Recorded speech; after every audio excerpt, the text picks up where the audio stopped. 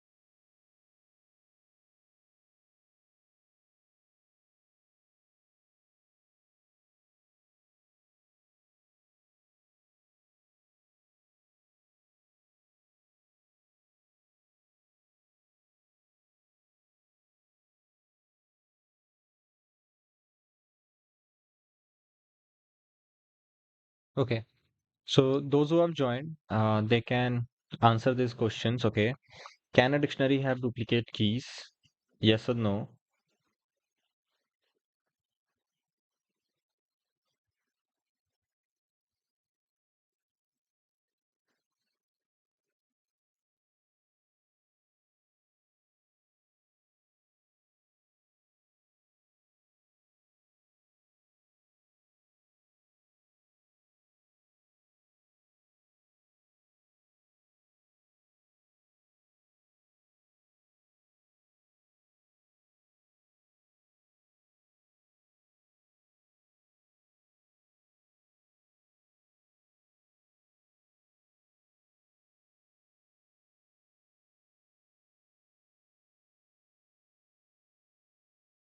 Okay, so no, dictionary does not have duplicate keys. So, okay,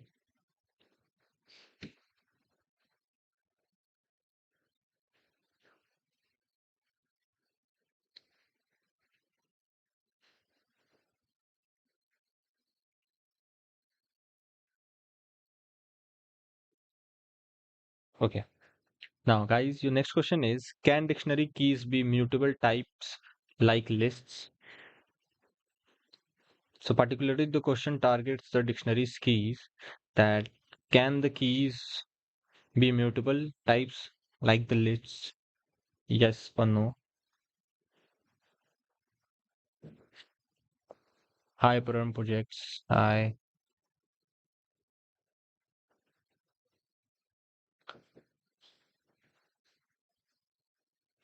Okay. So the dictionary's keys cannot be mutable like lists. Okay. So no, yes, no is the correct answer.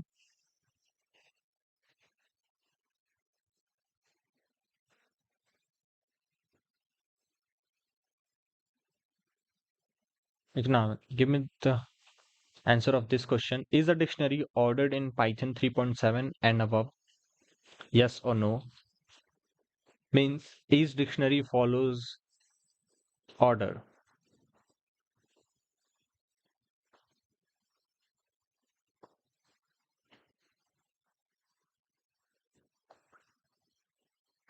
Now there is specifically mentioned the update, okay? Is a dictionary ordered in Python 3.7 and above, okay? So we are talking about the Python versions which are at least 3.7 or above than that, okay?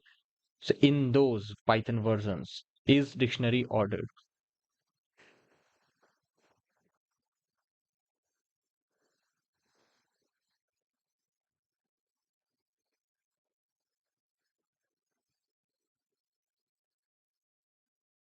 Hey, Mafat Banda, watching live from Malawi. Thank you, brother. Hope you learned something. Do reply in the chat. Yeah. So,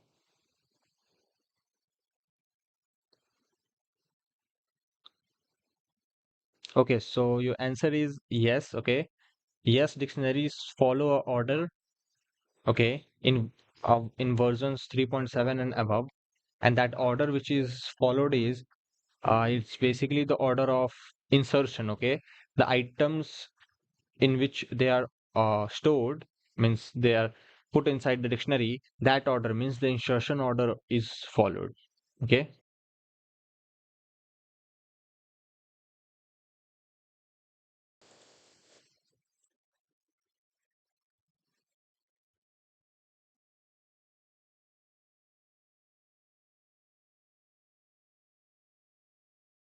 Yeah, it by default it isn't ordered, but in the versions which are less than 3.7, okay, so it is unordered in the versions which are less than 3.7. After 3.7, in dictionary, it has by default there has been put an ordered, okay, and that ordered system is that it will follow the insertion order of the items.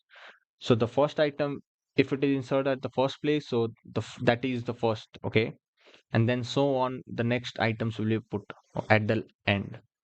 So yeah.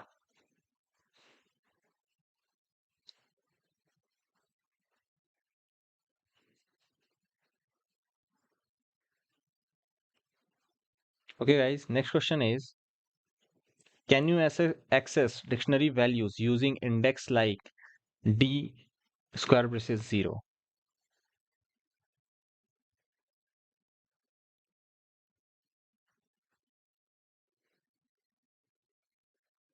So I'll repeat the question, can you access the dictionary values using index like d0?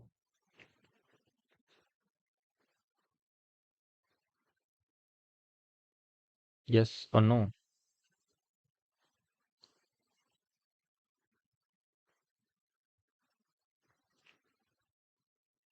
So yeah, basically it says no.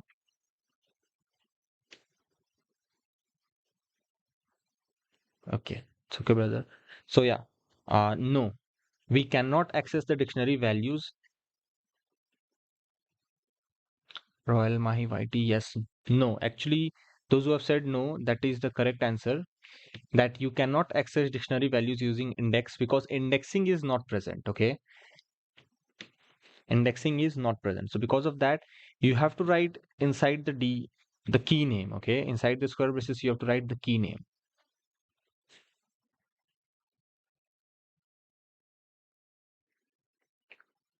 I hope you guys have understood. Now, your next question is it possible to create an empty dictionary using the curly braces?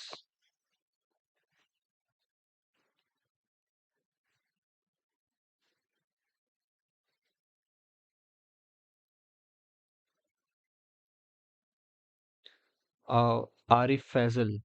Yes, bro, I have already taken a live session on Python functions.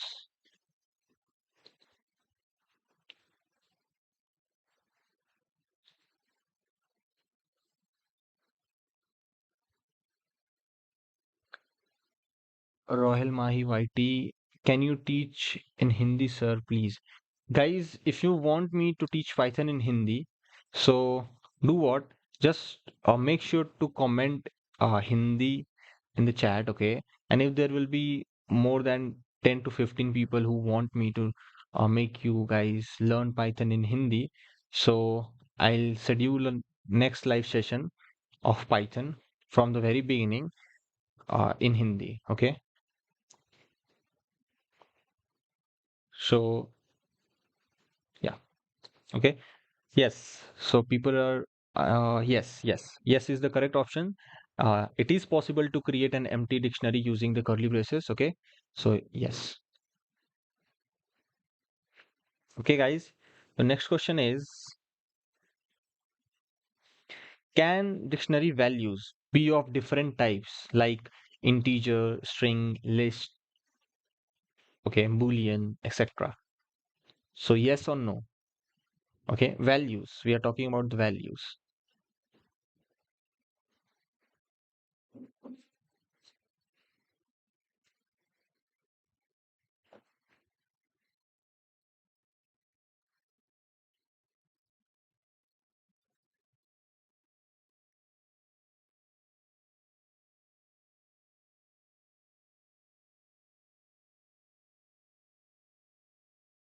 Yes. Okay. So those who are saying yes, that is correct. Yes, dictionary values can be of different types. Okay. On values, there is no limitation. It can be of any type.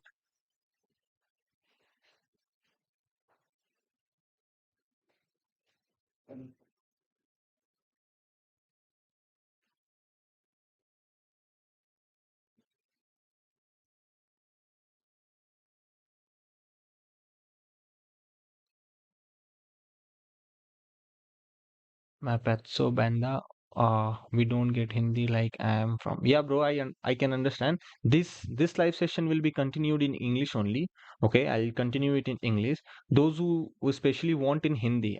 Okay, for those people I'm saying that if they want me to teach Python in Hindi, so then they can just, if there are 10 to 15 people, so then I can start one more live session. Okay, in some other timings. So yeah, for them I was.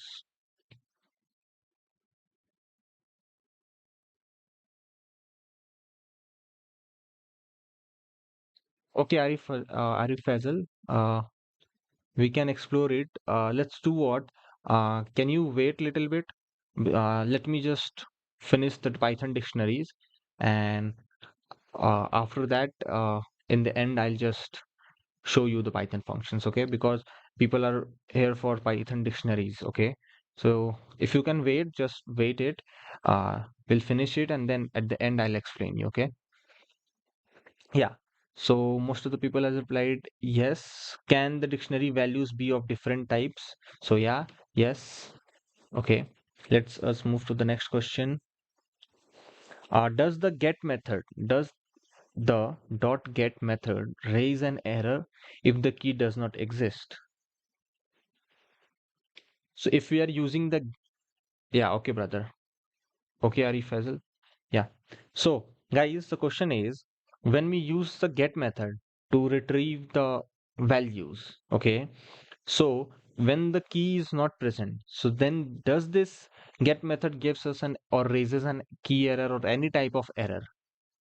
Yes or no?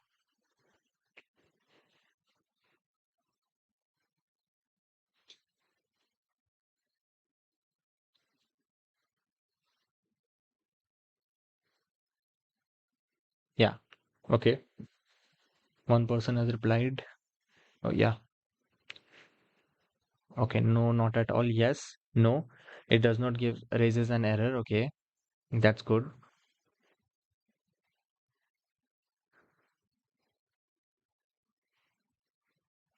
Okay. Now this question is very okay, very interesting. Okay. So be careful when you reply. Now, guys, your next question is, can a dictionary value be another dictionary?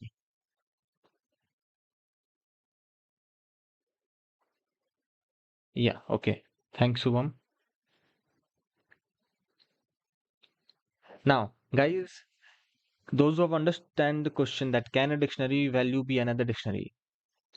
So for them, it's good. But those who have not understood, see, in a dictionary there is a key and a value. So in place of the value, can we store another dictionary?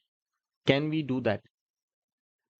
If that is possible, then yes. If that is not possible, then no. So yeah, I can see people is saying yes. Yeah. Yes. So, yes. In nested dictionary, you can do like that. You can have multiple keys, and for each type of key, you can have your own dictionary. Okay. So, yeah, that is possible.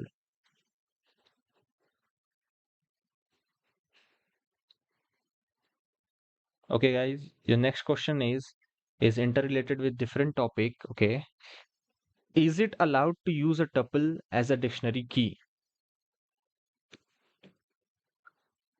Okay, guys. In simple words, if I say the question, so it is saying, can we use tuple as a key, a dictionary key? Yes or no?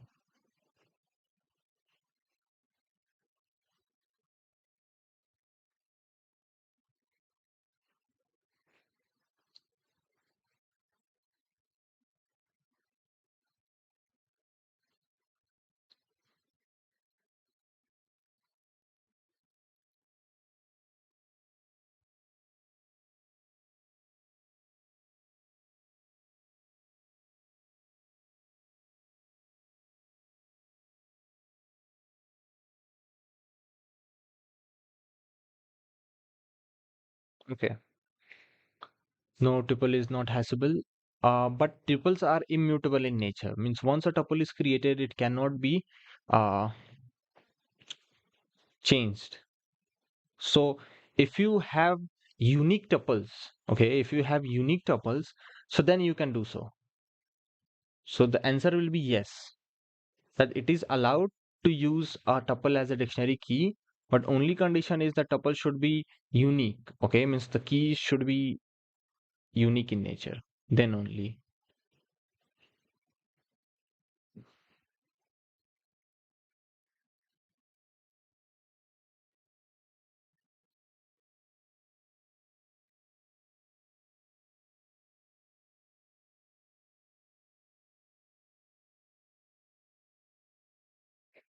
Okay. So guys, your next question is, can a dictionary have two values with the same key?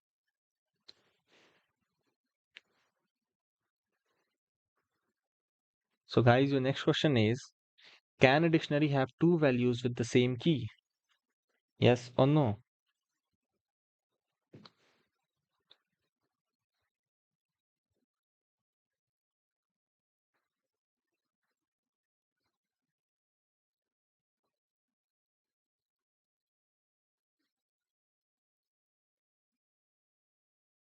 Okay, so the answer is no. Yes. So those who are saying no, it's correct. With one key, we can have only one value. If you want multiple values, so then you can go with list, you can go with dictionary, okay? You can use other data structures as values, but if you're not using any data structure, then if you're talking about a single value, then no, it's not possible, okay?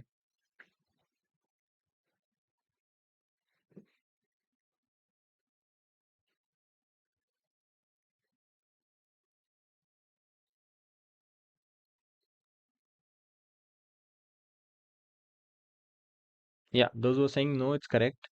Now, guys, your next question is, will D equals dict constructor, A equals 1, B equals 2, okay, create a valid dictionary? Okay, so if you'll use this means if you'll use this line of code, so will it create a valid dictionary? Yes or no?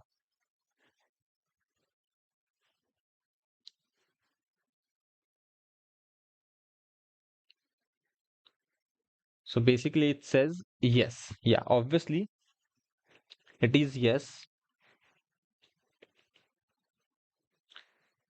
And we have seen in the previous live sessions also that by using this uh way, okay, this is also one way to create a dictionary. Okay, so yeah, this is correct.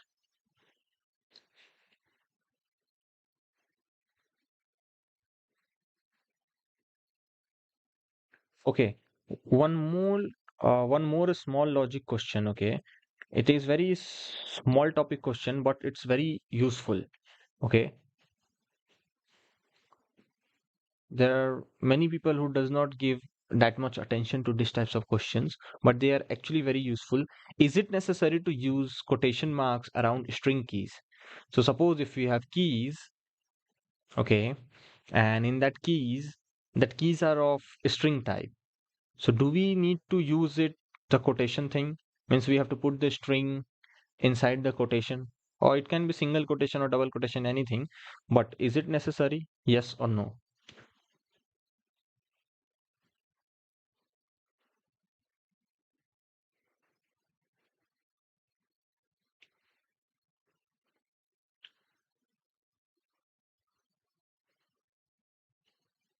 Okay, one has replied. Okay, so I'll go with that. So yeah, it's necessary. So answer will be yes.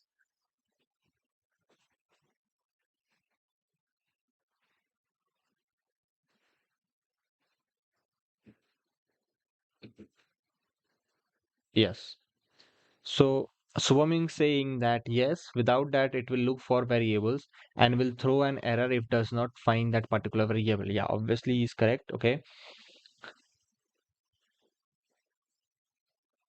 So if you're talking about a string keys, so either You have to use the single quote or double quote, but we have to store like this. We cannot just leave like this.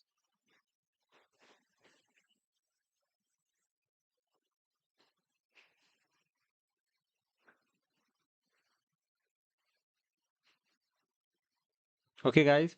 The next question is, does pop remove the last inserted item from a dictionary? Yes or no?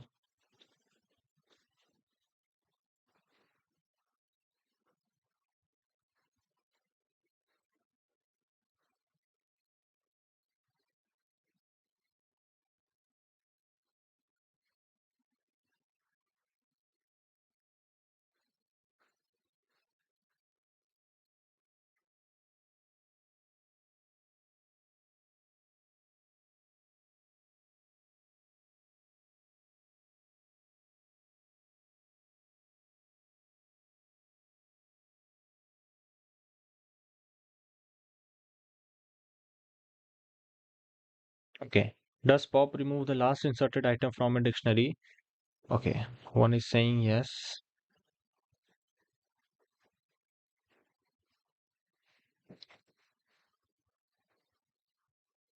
So, okay.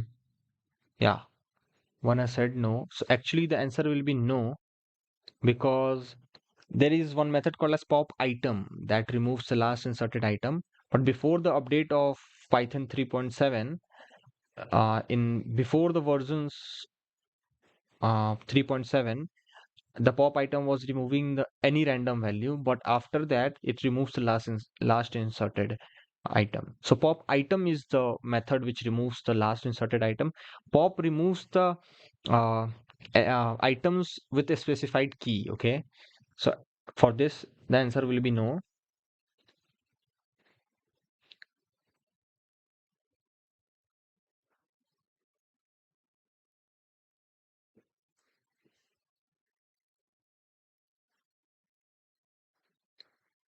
Okay, guys, your next question is, does using the del any dictionary name D key name remove a key value pair from a dictionary? Yes or no? Does using del dictionary name D and key name inside the square braces remove a key value pair from a dictionary? Yes or no?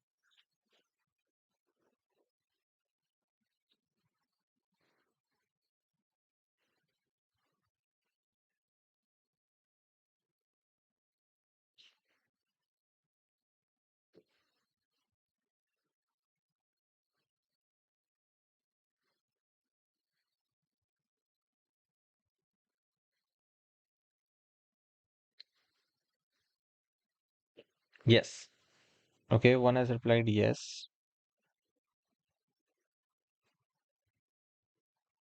Okay, one more yes. So yes, it is correct that using this keyword del, then dictionary D and key name, it will remove the whole key value pair. Okay, so yeah.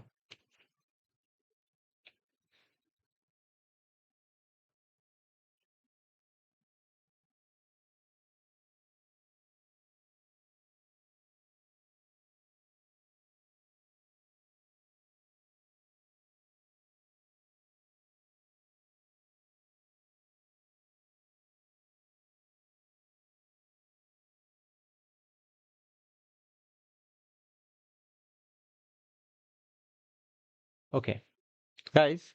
Now this is the end of this session, means the quiz session. So now what we are going to do, I have few questions with me, okay? And first I'll write the question and then we are going to solve that questions, okay? So these are programming based questions. So, okay, those who have opened the editor, okay, or those who have not opened also, you can open the editor, okay? I'll give you the questions. You can also try to solve it and I'll also try to solve this, okay? And both of us together, we can solve these questions. So my first question is, what we have to do, we have to create a dictionary, okay, with from two lists, okay. So so this is my question. Now I'll just take some random uh two lists. So basically let's take I have taken one list as keys, and I'll take the second list as values. And let's see how we can do that. So I'll just, in keys, I'll take all the keys, name, age, and what I'm going to store, city. And then I'll take one more list with the name values. In that, I'll store the values, okay, of that keys list. So name, for name, I'll store some random value.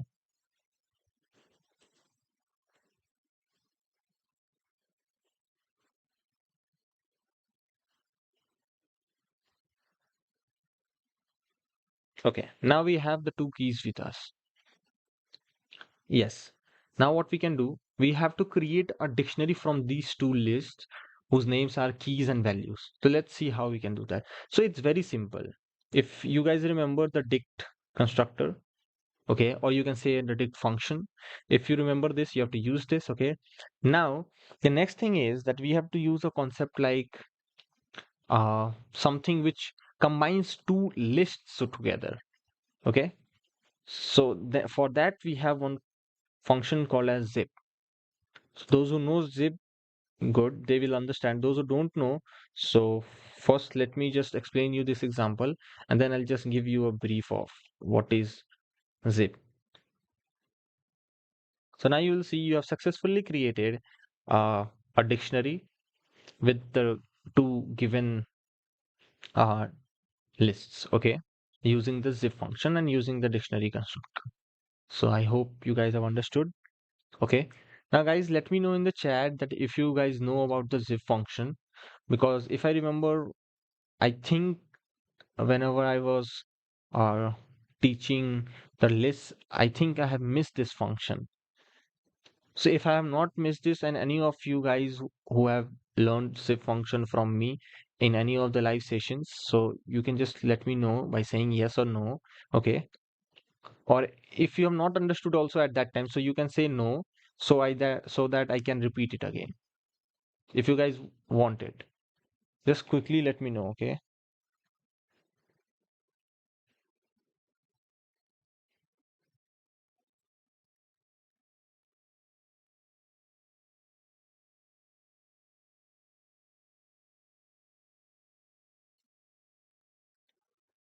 Okay, one is saying yes, few people are saying no, so please explain one more time. Let's do what, let's just quickly, guys, let's just quickly review the zip function because uh it's very little thing, okay.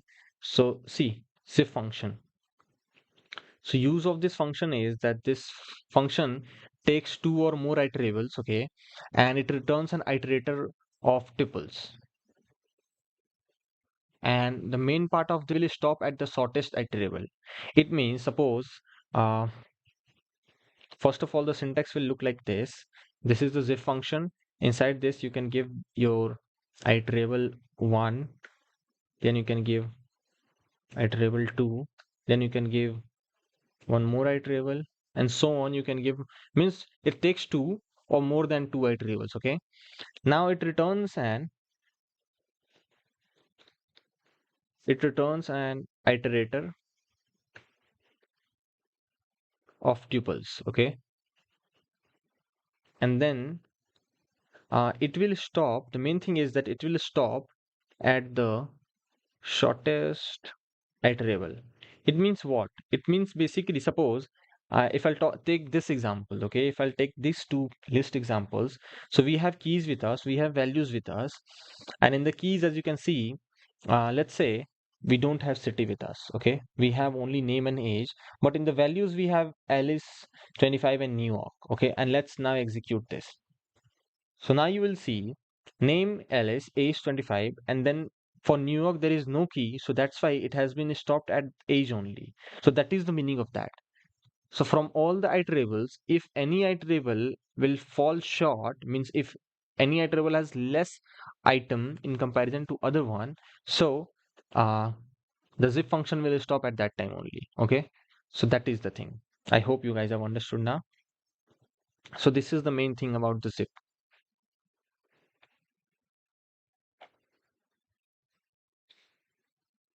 Let's do what? Let's continue with the class. I hope you guys have understood.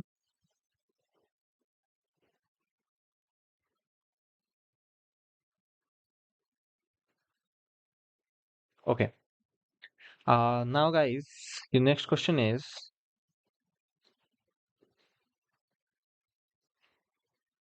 that what we have to do, we have to count the frequency of elements in a list. Okay. So suppose let me create a simple list. Okay, I'll do what? Uh, let's create a random list.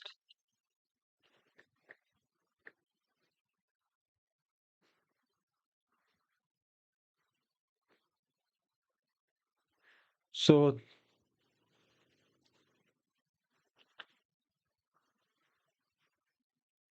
yeah, it's okay, bro. Now we have a list with us, and the question says, or the question demands that we have to count the frequency of element in a list. Okay, so it basically means that uh, which element means which item, okay, or which element you can say, which element is occurred how many times. Okay, what is the count of that particular elements? Okay, that we have to count it, and then you have to explain it. But there is one thing that we have to put it in a dictionary format, means for each element, suppose if there is one, okay, so one will be the key also, and how many times one has occurred in that particular list, that will be the total count. Okay, so that will be the value for one. Then if there is two, and suppose two is two times, so two will be the key also, and in the value also there will be two only. Suppose three is only one time. Okay, so three will be the key, and how many times three is present in that particular list, that will be the frequency, that will be the count, and that will be the value. Prati, Pratistos Das, hello sir, hello. Okay, now for that we have to write the program. So what we can do, let's create first of all an empty dictionary. Okay, so I'll just name my dictionary as frequency. Okay, in short, I have written that. Then for I in nums.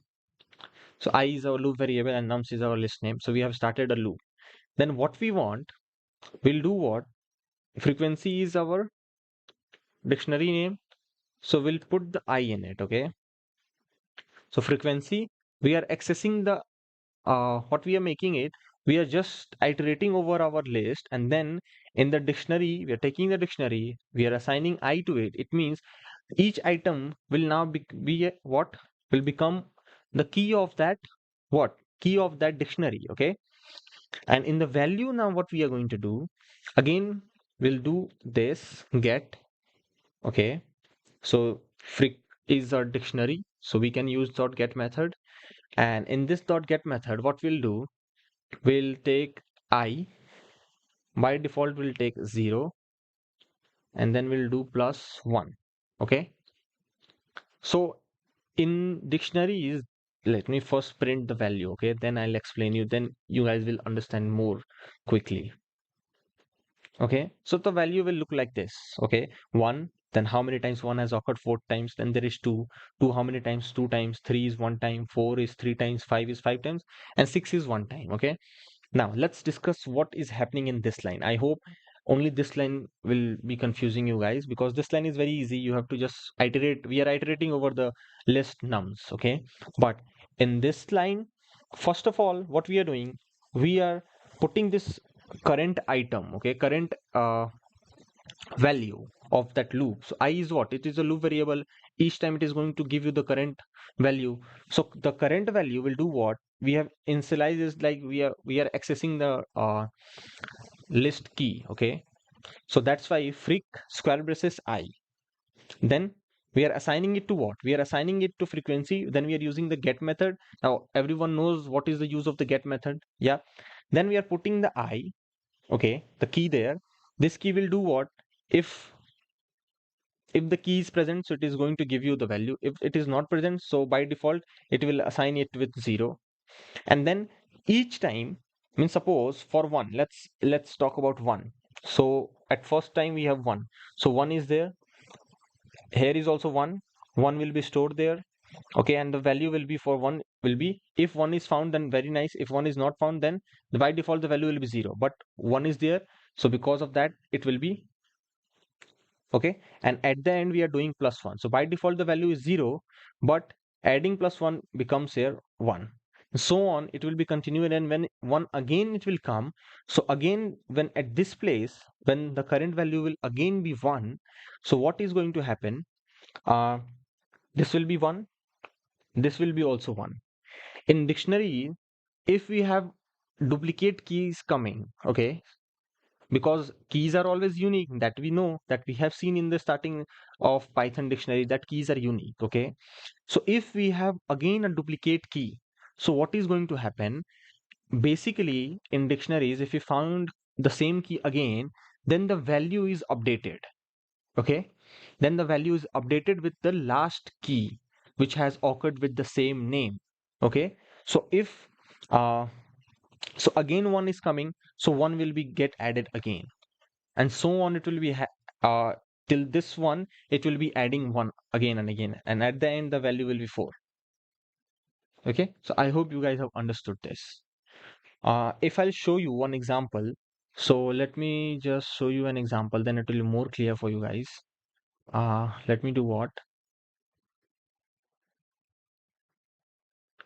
Uh, if you guys have understood, then it's fine.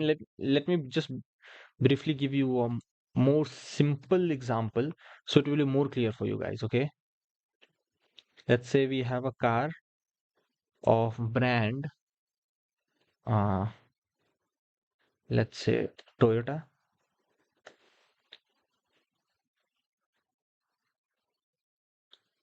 and year of manufacturing that car is basically uh, 206. Okay, for example,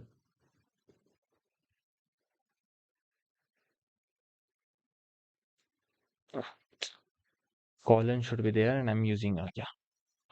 Okay, now what if I'll print this, so it will somehow look like this. Now if I have to if I'll again, I have a same value called as district, and I have year again, okay, and this time I'll give it like this. So it is not going to give you any error. Instead of the error, what it is doing, it is basically because we have year already with us. If instead of year, if I'll take year 1, so what is going to happen? Then a new value will be, means a new item will be added as year 1, and this value will be stored in year 1. But because we have year and we have already year in our this date, so then what will happen? This year is going to update the value. Okay, so value will be now updated 2006 to 2018, and if I'll now print this date, so it is going to give you brand Toyota year 2018. So value gets updated when you found a duplicate key. So that is the thing. So the same process we are following here also. Okay, the value is getting each time updated if you are finding the same type of key. So I hope now it is clear for you guys. Okay, if not, then let me know in the chats, guys.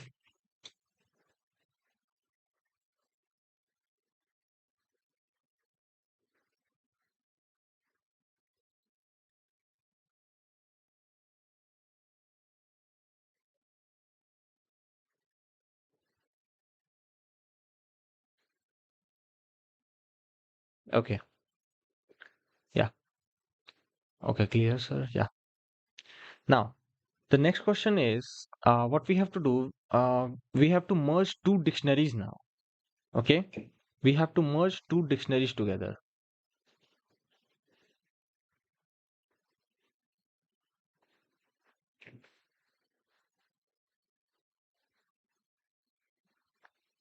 Okay. Okay. Clear? Yeah. Thank you.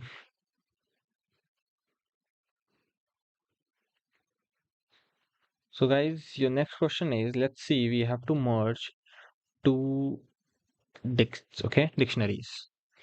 Now, what are the ways in which we can merge two dictionaries together? So, first of all, let's take two dictionaries. So, I'll take dict1,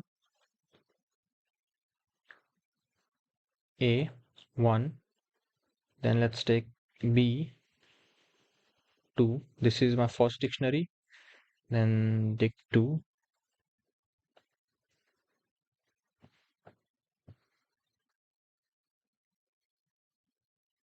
B3 and C4. Let's say I have two dictionaries with me, okay?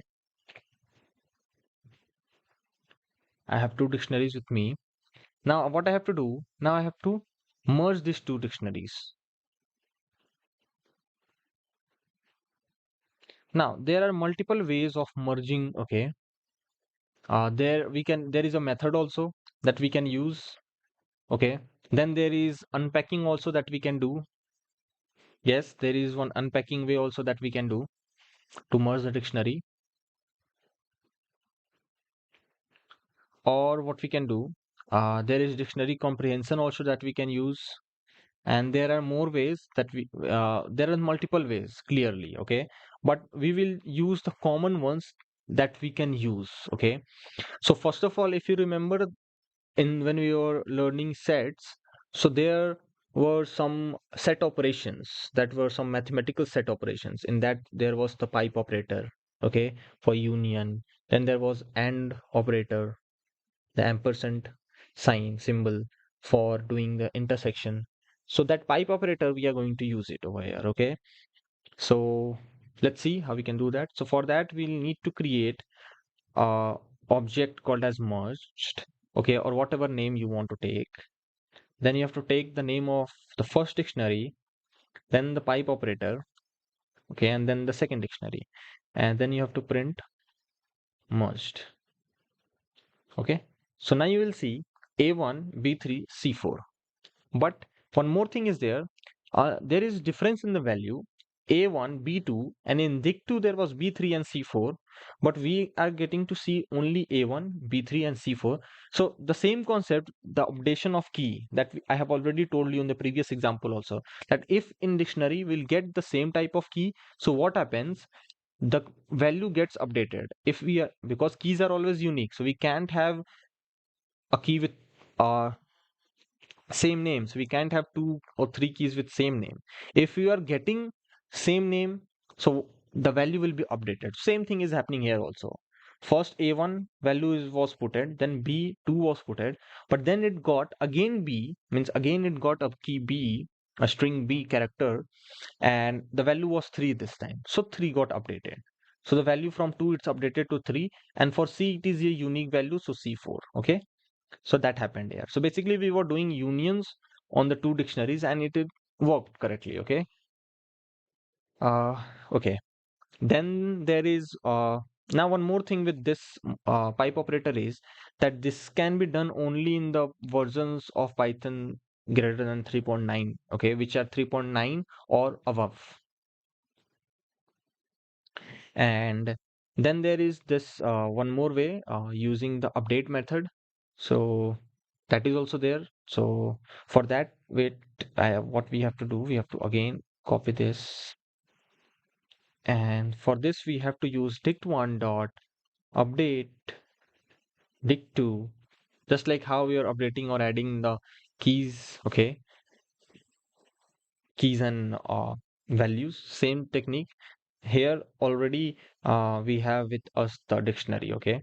Now this is also one way. If you have two dictionaries, so on one dictionary you can use the update method, and then you can, inside the update method, you can put another dictionary, and then you'll print the first dictionary in which you have applied the update method. So it will be the dict2 will be added on dict1. Yeah. Now I'll show you one thing. If I'll change it to dict2, and in the update, if I'll change it to dict1, so dict2, okay. Now you can see the difference in the value of B, okay. Arrangement is also changed. I have already told you that it now it's follow the insertion order. So insertion order is also changed. And one more thing, the value of B, because now on dict2, I'm using the update method, and inside the update method, I'm putting dict1 and I'm printing dict2.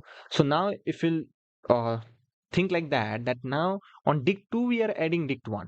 So previously on dict2, there was a key called as B. The value was 3 for that. And then there was C. For that, the value was 4. Okay. Now again, when we went to dict1, so the value we got was A. Okay. And A was already A is a unique value because A was not there in dict2. So A got added 1. Okay. So B was already there in dict2. So first place B. Then there was C. So second place C. Then third place A comes. Okay. A got added. So A. Now again fourth place, the same key B repeated again. Okay. With a value 2. So now because key B was already there at the first place, so the value got updated. Okay. So from 3 it becomes 2. I hope this is clear. So this is one more. This is one more way, and let me write it over here using update method. Okay, and then here what we are going to use. Here we are going to use uh, something called as unpacking that we have seen in tuples. Okay, but in tuples when we are doing with a single asterisk, here we are going to do it with double asterisk. Okay, let's see how we can do that.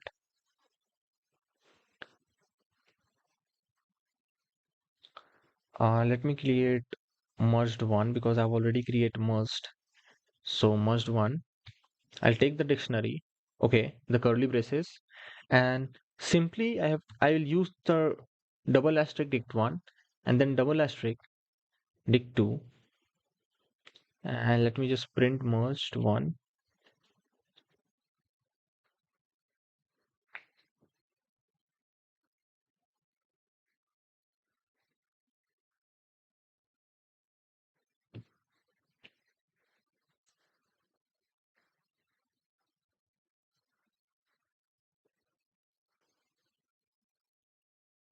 Now, what is this? Okay, now many people will get confused, I think, that sir, you have not told this before. Now, from where this came? Okay, so if I'll explain this, so this is called as dictionary unpacking. We have seen tuples unpacking, but this is dictionary unpacking. Okay, and the syntax, as you can see here, or the code is use is get uses for dictionary unpacking, which is available in, I think, the versions 3.5 and above. Okay, in Python version 3.5 or above. Then this is also one way of merging two dictionaries. So basically what we are doing here, we have written double asterisk dict one. So double asterisk signifies that it is a dictionary, and then the dictionary name is there. So it will do what? It will unpack the dict one. Okay, so it will unpack the dict one. So it will get in dict one there was a key and one value, then b two. Okay, then it will unpack dict two, b3 and c4, and then finally it will merge both the dictionaries. So it will get a1, b3, and c4. Okay, and that is our output.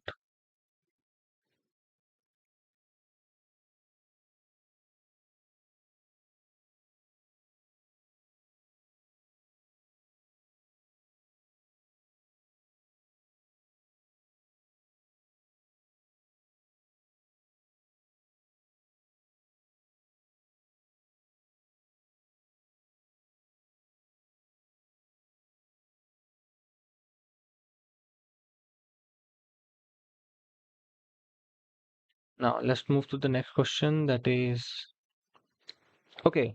Now before moving to the another question, there is one more way of of merging two dictionaries, and that way is using dictionary comprehension. Yeah, there is one more way. So let's see that also. So let's take the same example. Okay, wait. In the output there is something missing. Yeah, now the output is same. Yeah, B is 3. Because is this time the dictionary was interchanged, because of that the output got a little changed. Now here again if I'll put the dictionary, so now the output is good, A1, B3, and C4. Now let's use dictionary comprehension to merge two dictionaries. Okay, see, you can use any of the way which you find very easy, but it's my job to let you know that how many ways are possible to merge two dictionaries. Okay, so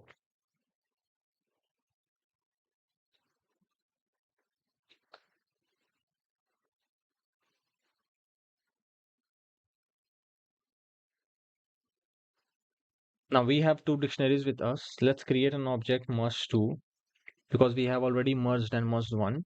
So merge two like this. Then now again the same approach, just like how we have used in list comprehension, okay, set comprehension, same thing will be followed in dictionary comprehension also. Only little bit the way of writing the code in dictionary comprehension will be changed because it is dictionary.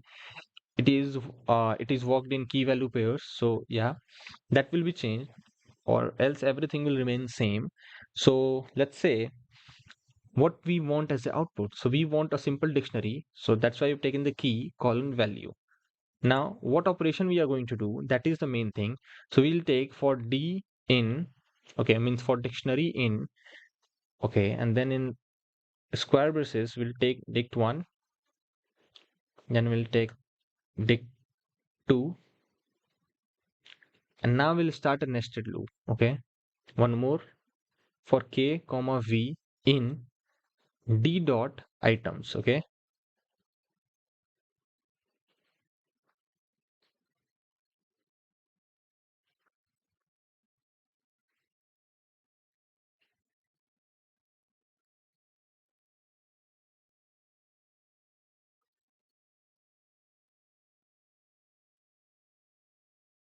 Okay, I hope you guys have understood this, what we are doing inside the dictionary comprehension. If not, just let me know yes or no, okay.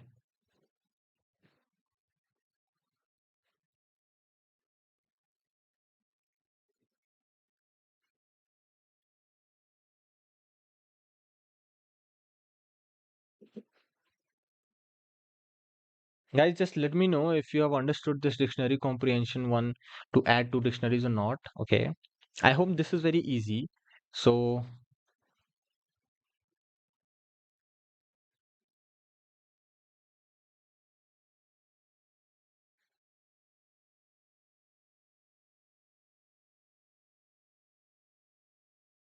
okay. No, sir, explain karo. Okay. See, this is what?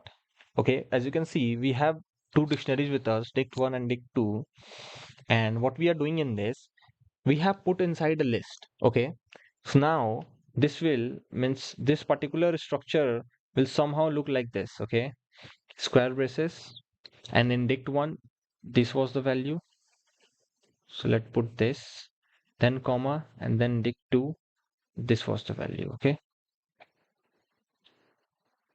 so we have a list of dictionaries. Okay, now I think it is clear. Now then this is this one for D in total. Okay, so now I think this one is understood.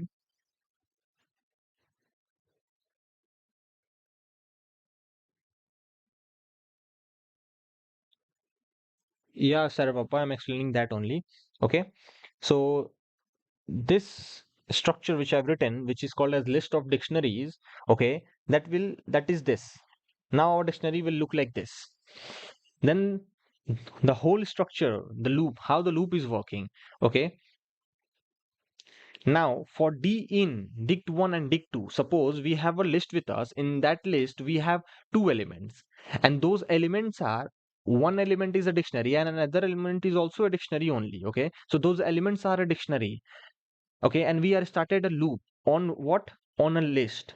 So when we'll start a loop on a list, then what will happen? Okay, let me take this, let me take this example. Okay, wait, I'll show you what is happening. Okay, and I'll take this two things over here, and let me just add here, and I'll print D. Then it will be more visible and clear for you guys that what is clearly happening here. Okay,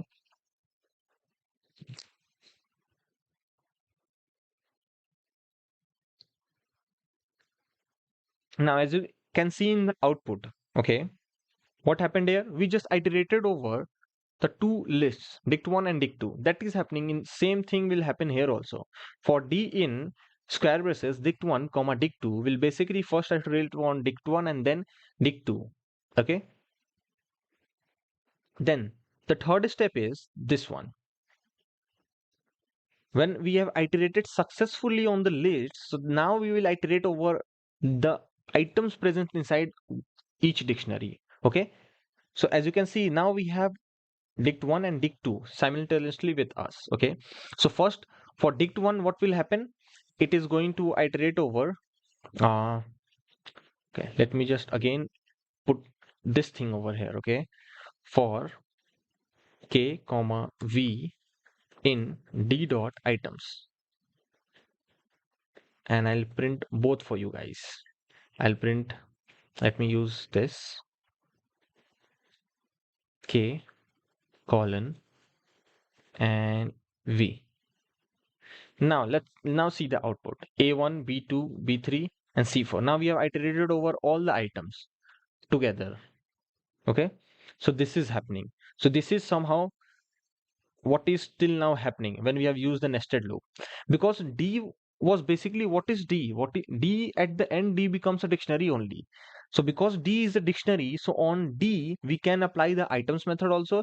And because it is a dictionary, so we can use key means two loop variables also. Okay. So I hope now this is clear. And then in the step 4, what is happening? In the step 4, we want how the output should look like. So the output should look like this: key and the value. So when we were only iterating, so we have A1, B2, B3, and C4 because there is no dictionary concept. But because we are putting it in one dictionary, because this is making it what? This is making it put in a same dictionary called as merge2. So if we have one dictionary and we have already one key B present, if another key comes with the same name and other value, so value will be updated. So that's why the value is getting updated and we are getting B3. Okay. So I hope now it is clear.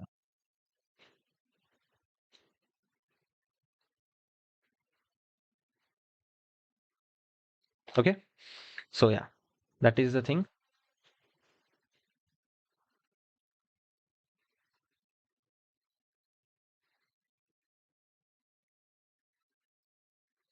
Okay, let's move to the next question.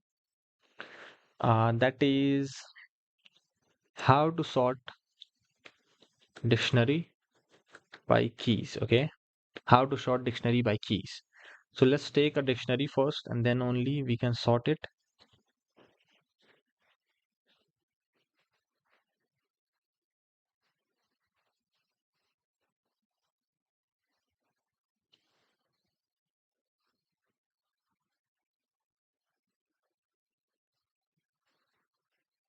Yes, yes, you can use that technique only.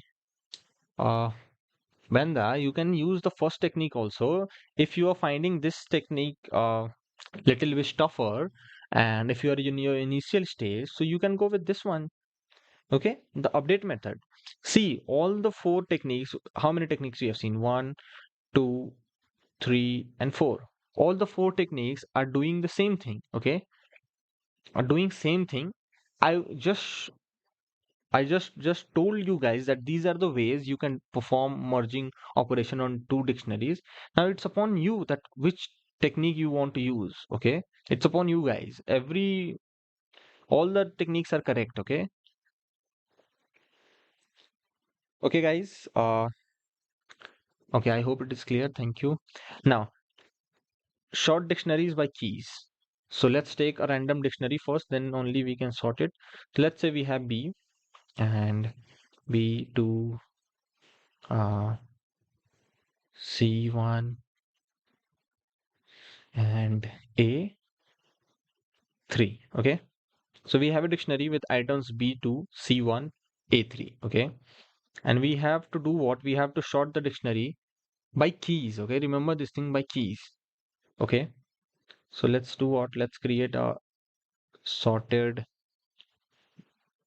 dict object. In this, first we'll use the dict constructor. Then I hope you guys remember the sorted function. Inside the sorted function, I'll put the dictionary name data dot items.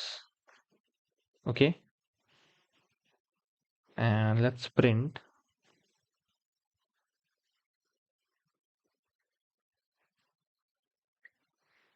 So there is already a method created.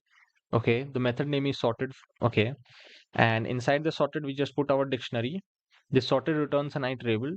So that's why we put the whole sorted function inside the dict constructor. So by default, whatever sorted is returning, okay, the dict is directly converting it into a dictionary, and again we are getting a dictionary.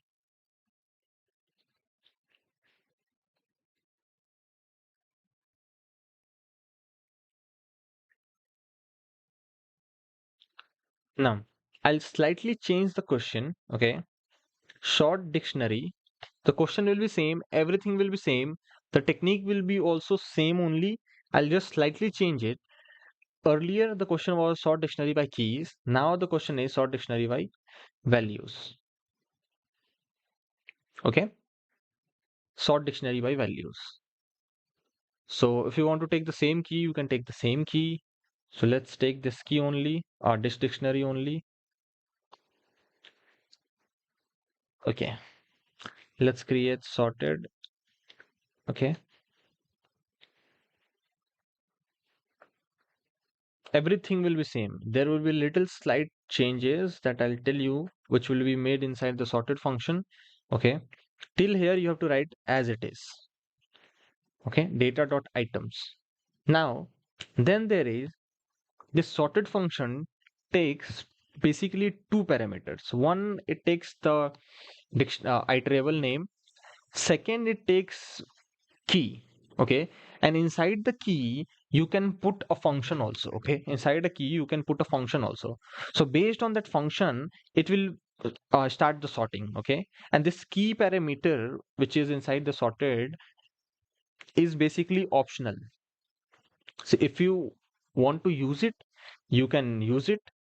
Or basically, if it is optional, so it depends on the situation also. Yeah, guys, it depends on the situation also. That if the situation demands, just like now the situation demands now, because we have to do the sorting of dictionary by values, so now we need to put something inside the key. And as I have told you, in the key you can put a function also. Okay, so you can create a function which uh which takes only the value, or what you can do, you can create a lambda function also. Okay.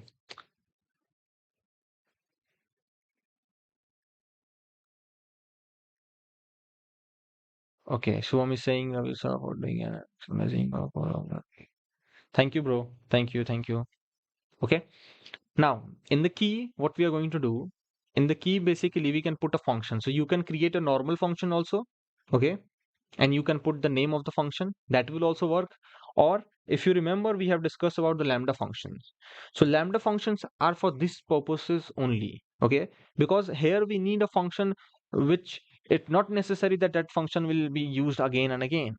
So we have to create a function in such a way that should be small in nature and for a small task. Okay. So then we can create a lambda function. That is the lambda function, an anonymous thing.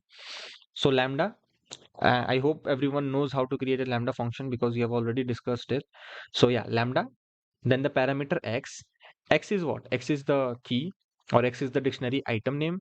And then are going to access, the second value. Okay. So 0, and we want to access 1. So this will be applied on every item, and we have to just print sorted.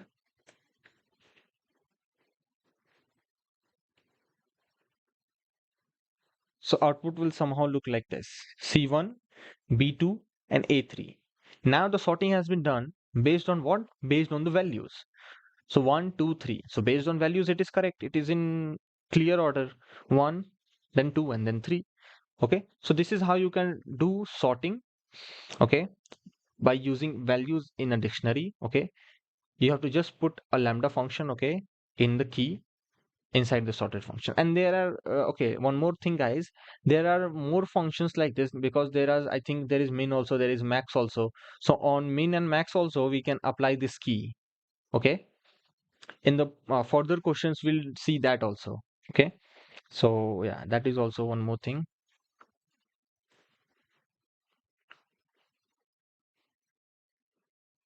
Okay, guys, our next question is remove a key from a dictionary, and you can take any random dictionary. which we are taking till now. Okay, so you have to just take any random dictionary. So I'm not going to put any efforts. I'll just copy this dictionary and I'll paste it over here. And okay, we have to remove a particular key from a dictionary. Now the key is clearly not mentioned, so you can take any key out of these keys present in the data dictionary. So we have to just show that how we can delete it. So let's delete B. Okay, so we know about the pop method, that this pop method basically deletes the key value pair. Okay, if you'll mention any key inside the pop method. So I have mentioned key B, and let's just print the data dictionary and let's see if it is removed or not. So yeah, it is clearly removed. So this was very easy. Okay, yeah. Okay, now let's discuss about uh, let's say we have a dictionary with us, and what we have to do, we have to find the maximum value.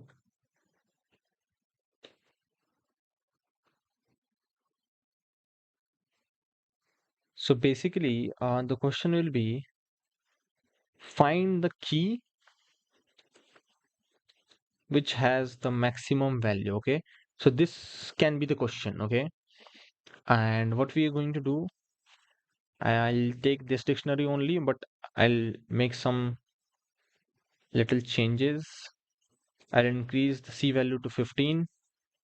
Okay, A value to 30 and B value to 20. Okay, now what we have to do, we have to return the key whose value is maximum. Okay, among all the keys. So then we have a built-in function for that, that is the max function. So we'll use this max function, and inside the max function, what we'll do, we'll put the key name, that is data. Oh, sorry, the dictionary name, that is data. And then again, the same thing, key. Okay, key again, it will come. So in the key, what we are going to do, in the key, basically, uh, we have to put a function over here. So which function we can put?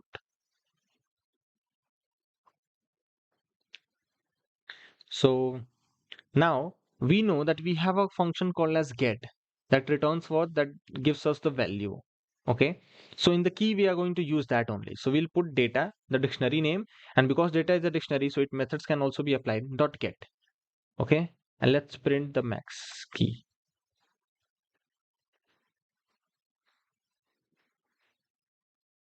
Okay, so as you can see, A is the key whose value is greater. So 30, obviously, as you can with means we can also say that the A is the key whose value is greater. So 30. So this is also one way. Okay, this key, now this key can be applied on minimum also, and there are multiple functions in which this key can be applied. Okay, so yeah, key equals data dot get. Now those who have not understood what is happening, so I have told you that key is an optional parameter. Okay, I think that you guys have understood. Then what we have put it over here, as you guys know, that what is get. Get is a dictionary method which does what, which basically returns, if the key is present, it returns the value of that. Okay, so we want what, we want that based on the values only the max should find the maximum. Okay, we want that only. So in the key we just put data dot get. So this will return all the values, and based on the values in this dictionary data, it will find the maximum key, and then we are printing the maximum key. Okay,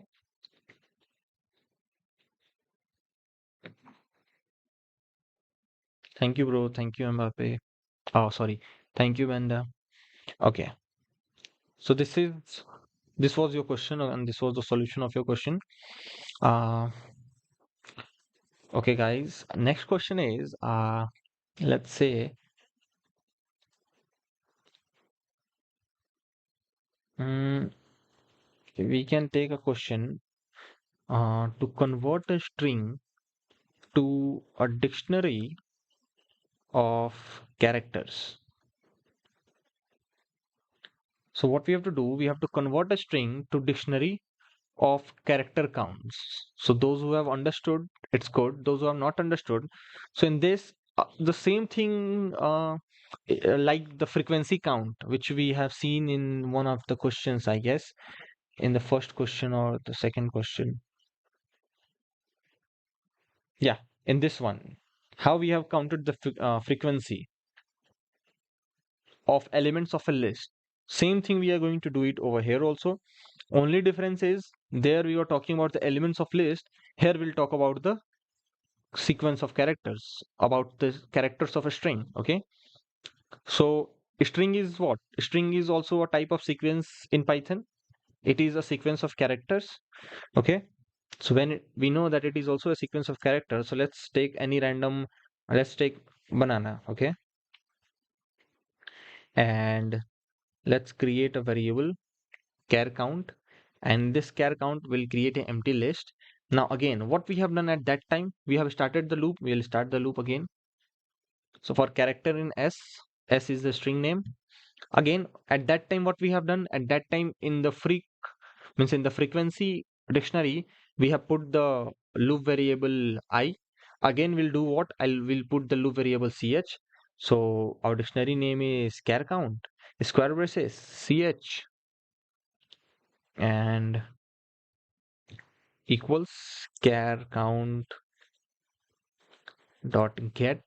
Okay, same thing, everything is same. Get will do what? Get will again do the same thing.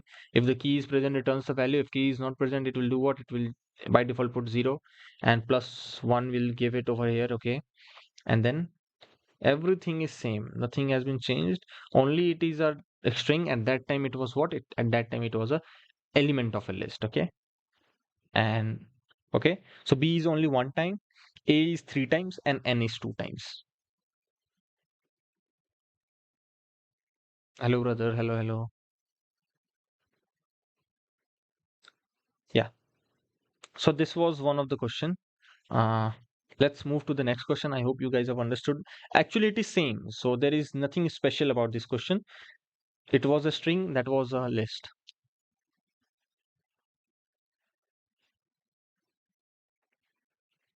Okay. Now, guys, uh, tell me. I have a question.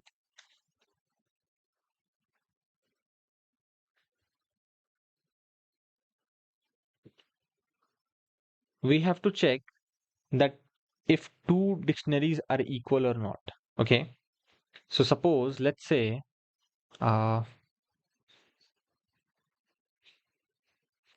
let's say we have two dictionary. Let me create two dictionaries. X1 and Y2. Then there is a dictionary called as B, in which Y is 2 and X is 1. So now tell me if these two dictionaries are equal or not.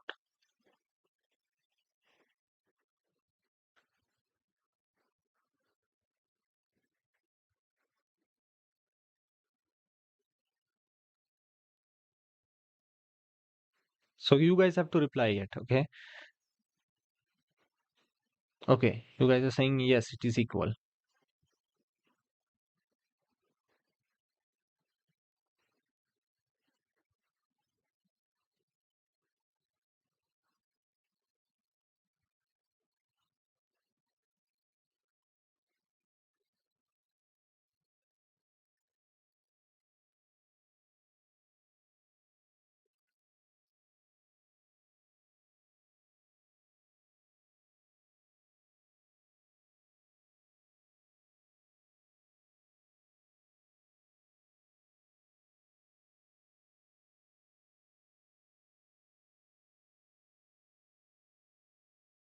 Okay, so Venda is saying yes, and okay, one has said don't know, sir. Okay, so if you guys don't know, so first of all, I'll do what? I'll show you that how you have to perform the equal, so that you can do using the equal sign. Okay, so you are getting true, means they are equal. Now how they are equal? So in dictionary, as I've already told you, the versions after the version 3.7, it suppose it has an order. That order, it follows his insertion order, okay? But when you have to check that two dictionaries are equal or not, then this order actually does not matters. Now, why this order does not matters? That is because we have to check over the keys and the values, okay? So there is no role for the order to play. If the particular dictionary A and B both, if they have same keys, so yeah, they have same keys, and for that same keys, if they have same value, so regardless of the order, it will give you true only. So that was there. That's the situation here, that X value is 1 and Y value is 2 for dictionary A, but in dictionary B, the order is changed, Y value is 2 and X value is 1. So it's the same thing, only the order is changed. So that does not matters in Python, okay? So that's why this equality operator will give you true only.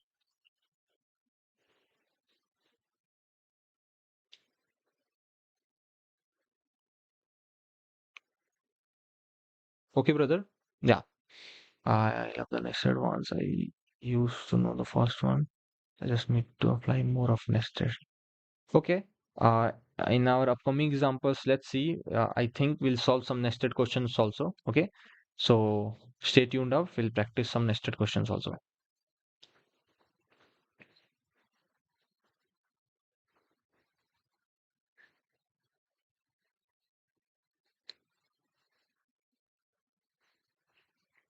Okay. Uh, so our next question is, guys, in this, what we are going to do, we will basically, and this is very interesting one also, okay? So we are going to do what? We are going to invert the keys and the values of a dictionary. So suppose if you have a dictionary A in which X is a key and 1 is the value, so we are going to invert it. And we'll do what? We'll make it 1 the key and X the as the value. Okay?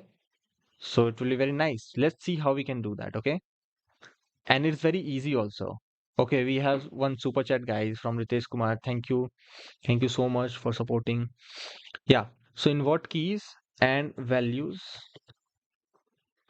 of a dictionary.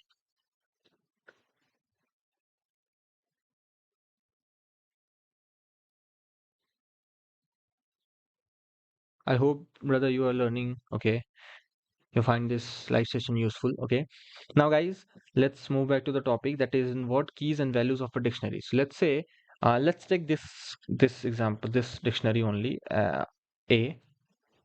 Now, in this, what we are going to do, let's create an object as inverted. And again, what we want, so we are going to use a dictionary comprehension technique, okay? So we want to reverse the value and the key, okay? So we'll do what? We'll just interchange it. So we'll just make it V colon K, okay? And we'll iterate over K comma V only, okay? So let's see this. We are going to iterate over this only, normal form, key and value. But in the output, in the expression, what we want, we'll just make it value key, okay? V colon key, and then the rest of the thing will remain same. Just how you iterate in a list, in a tuple, in a set, you'll do that same thing for k comma v in data dot items, okay, and print inverted.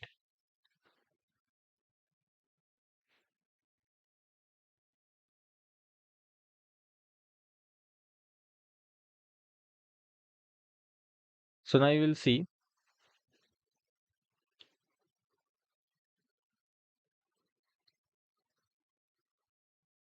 yeah, I have put some other dictionary name.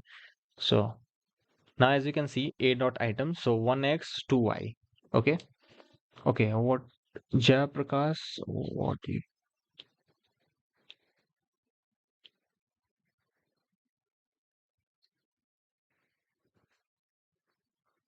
okay, deleted. So yeah, okay, so this is how you can invert the key and the values in a dictionary. Let's move to the next question. That is,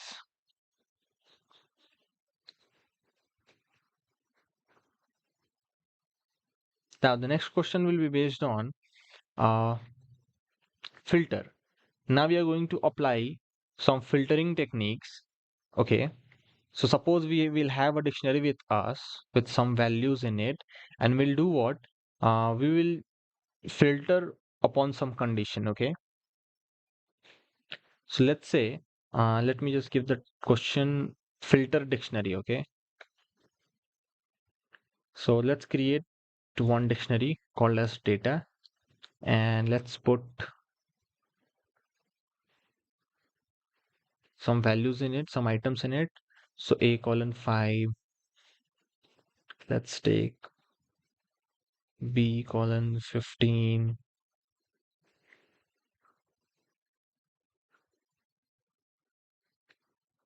7, d colon 18. Okay. And let me give you the condition. The condition is that you have to print the dictionaries, the items whose values are greater than 10. Okay. So you will print only those items whose values are greater than 10. Okay. So again, what I'm going to do, I'll use dictionary comprehension only. Okay. So curly braces, inside the curly braces, we have we want two items. So key and value both we have to write. Then for we have to iterate over both key and values together. So key comma v, two variables, and then data dot items. Okay. Now we have to check with the value, that value should be greater than 10. So here, which loop variable is denoting the value? V, obviously V. So we'll put a condition if V is greater than 10, and that's it. You have to do that much only. Okay. And you have to just print filter, and you will get only those values who are greater than 10. Okay. So yeah, B15 and B18 are the items which are greater than 10.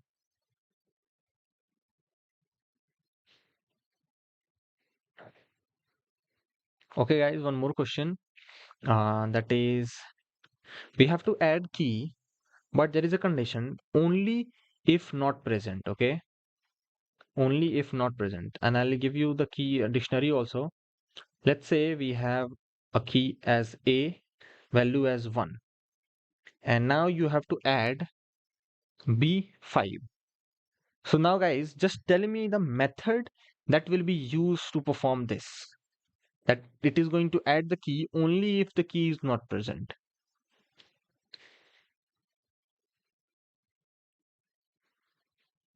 Just quickly tell me the method name.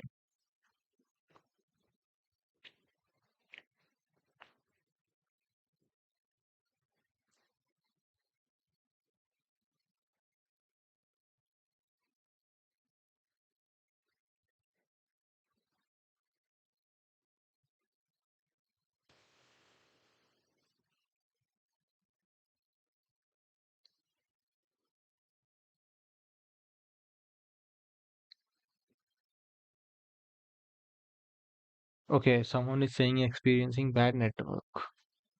Okay, if there any fluctuation in the stream, guys, do thumbs up if voice and video quality are good.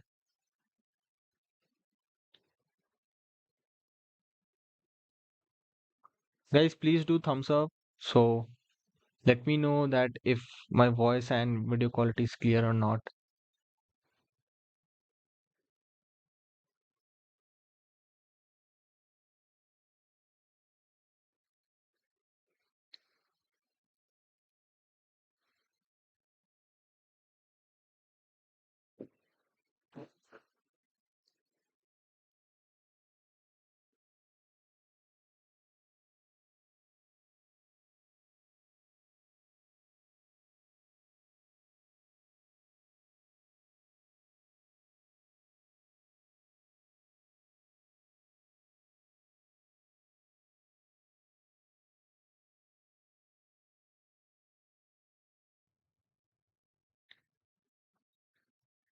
Okay, it's good. Yeah, thank you. Okay, I think that you have said for yourself.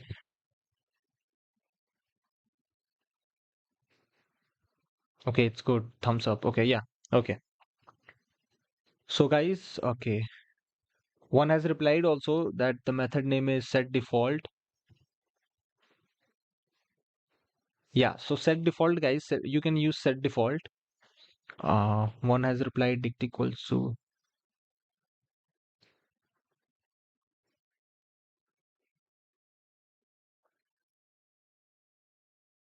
yeah, you can use the update method also. Okay, okay, okay. Yeah, my voice is clear. Okay, yeah. So, you can use any of the methods. You can use set default also. Okay, set default, as we know that what it can do, it will basically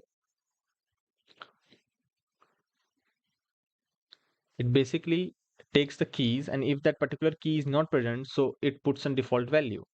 So it's like this. Okay, it is like this.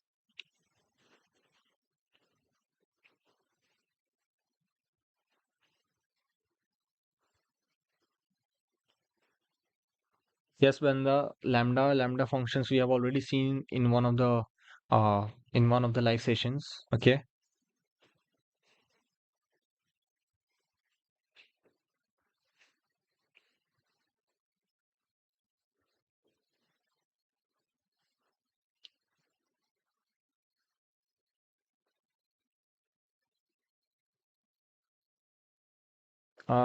Now, guys, the next question is, it's pretty uh, interesting question, as we are going to follow the same concept, but there is one line of code which in extra is going to be added in this. Okay, so basically, what we are going to do, we have to create a dictionary. Okay, okay, we are creating dictionaries only all the time. So whole topic is about dictionary. Yeah, yes. So create dictionaries from string with the extra part is that with word count. Okay, with word count. So if I'll let's take a text with normal hello world, and let's take same words. Okay, hello Python. Okay, now what we have to do, we have to show here the word count. Okay, not the frequency of characters. Here we have to show the frequency of words, that if a particular word has uh, if a particular word is coming to more than one or two times, so we have to show that. Okay, the frequency of word, not the character. So then what we have to do, so I'll do what, I'll just write the code for how we are doing we have seen a code in which we are doing the same thing, but it was in a dictionary. Okay, we have taken banana as an example, so I'll just write the same code here also. Okay, only one line of code in extra I'm going to add. Okay, so for word in words, what I'm going to do. Okay, now most of the people can guess. Yes, yes. One has guessed also. Text dot split. Yeah, yeah. Okay. So now it's no more a hidden thing. People knows very, that's very nice that you guys are learning string methods. You guys are seeing the string methods split. Yeah. So split. Okay. Now those who don't know about the split method, basically, this split method does what? It just make convert it into an list of what? List of uh, it converts into a list of elements. It converts the words into a list of elements. Okay, so that is the work of this split. And then we have a dictionary called as count with us. And now for word in words, we are iterating over the words, because now this words is what? It is a list now. List of the words, list of the words. Okay, so each word has been converted into an element. And then then the same thing, what we have done in the list of elements, what we have done in the sequence of characters, same thing. Count word, then equals to count dot get word 0 plus 1, and then we have to print the count. So hello is two times, world is one time, and Python is one time. Okay,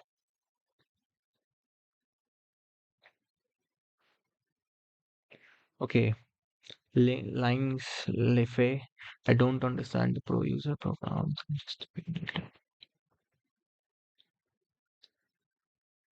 Yes, bro. These are very basic, simple examples. Okay, these are very simple and very basic examples.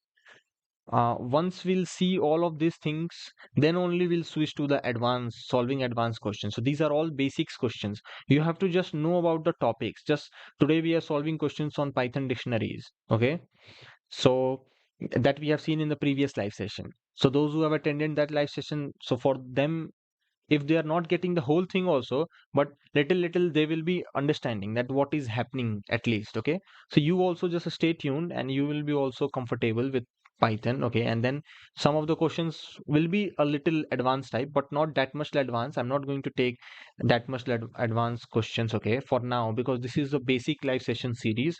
So I just want to keep it basics only. So watch the full video, watch the full live session, and you will find out helpful. Okay, in your programming. Now, next question, guys, it is for what we are going to do. Now, we'll find some common keys in two dictionaries. Okay. So we have seen how to merge two dictionaries. Now we'll see how we can find two common keys. Okay.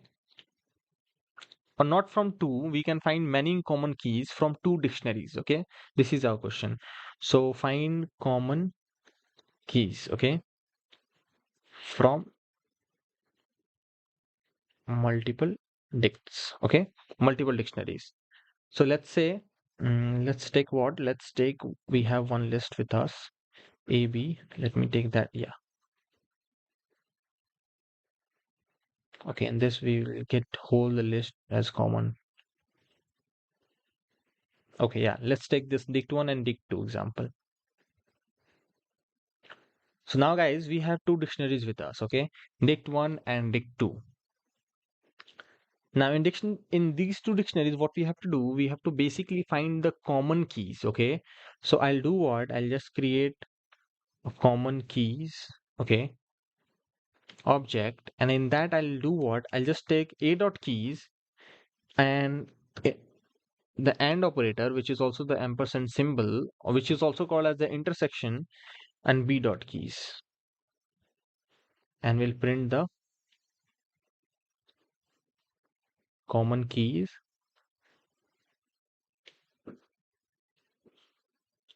Oh, dict1, we have to write dict1, dict1 and dict2.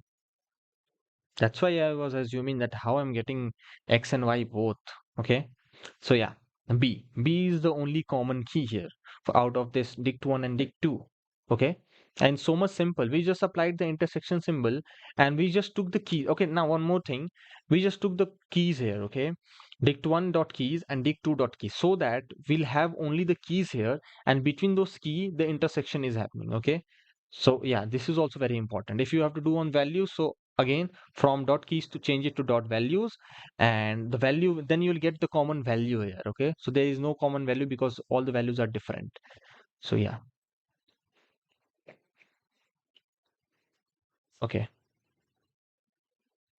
Now this question is okay, it's one of my favorite questions, which I like most of the time. It is a dictionary comprehension based question, and this question can be performed uh, on a list also, on a tuple also, on a set also. Okay, so basically what we have with us, we'll have a dictionary, and in that dictionary, on the values we have to multiply by 2.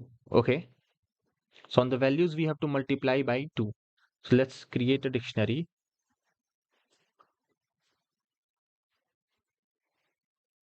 A1,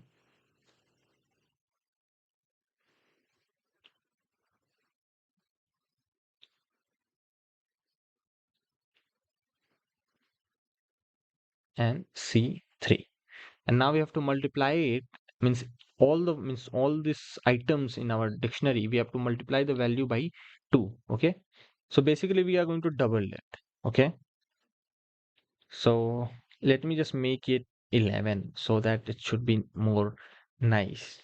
What should be doubled, it should be seen. Okay, one double is one only, so that actually does not correct in some way. One double should be, okay, no, if one is multiplied with two, it will give you two only. Okay, so let's keep it one only.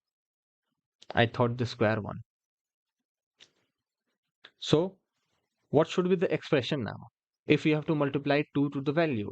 So if you have to multiply 2 to the value, so on the v, just multiply it by 2. Okay. And then for k v in data dot items and print doubled. So A2, B4 and C6. Okay.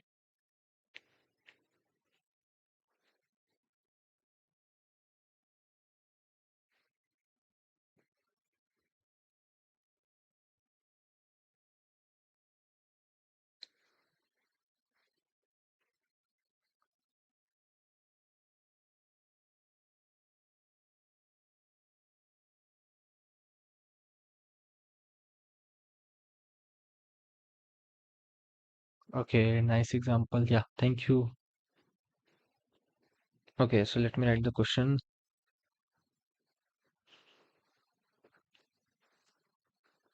Multiply value by 2. So I'm saying thank you, sir. Thank you, bro. Thank you. Okay, there was one person saying about nested dictionaries, I think. Yeah. So now we have a question of a nested dictionary. Okay. So we have to create a nested dictionary and then try to access the dictionary. Okay. Means the keys of that dictionary so that we can get the particular values. So let's first create a dictionary. So let's say we have a dictionary called as a student. Now the name of that student will be, okay, take any random name, okay, and marks. Now on the marks, there are multiple subjects, okay. Suppose there are two subjects.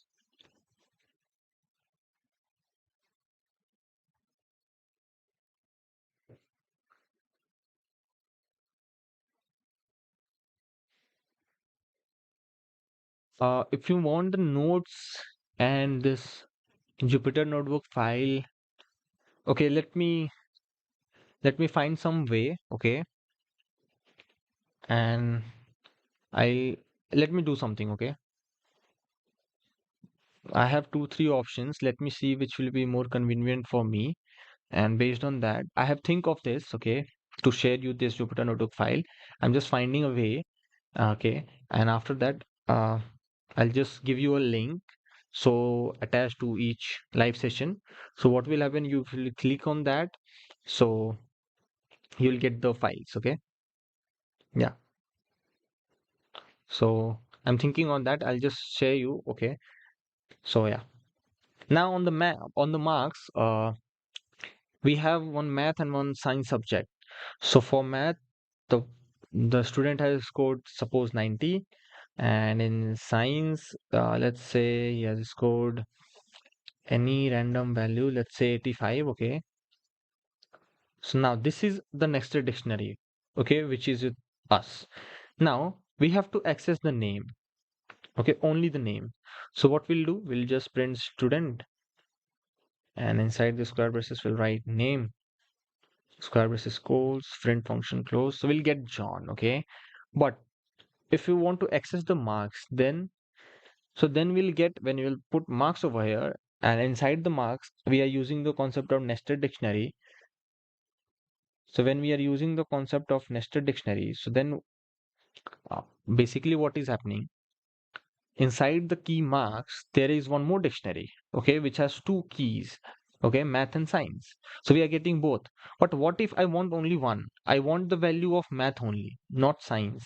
So then how I can do that? So then it's very easy. We have seen in the previous live session also how we can do that. You have to use one more square braces, just like how you were using it in nested list. At that time you are using the two index values. Here you will use the same index thing, but same nested thing, but here you are mentioning the key names, okay. Only difference is that there we are mentioning the index positions. Here we are mentioning the key names. Okay. So marks. Now inside marks there are more two keys. So out of though any key whose value you want to access, you have to write the name key name. Let's say math. So math, and you will get exact 90. Okay. So if you want science marks, you can just directly write science and you will get exact science value. Okay. So basically, this is also known as accessing in nested dictionary. So you can write it over here, accessing nested dictionary. Okay.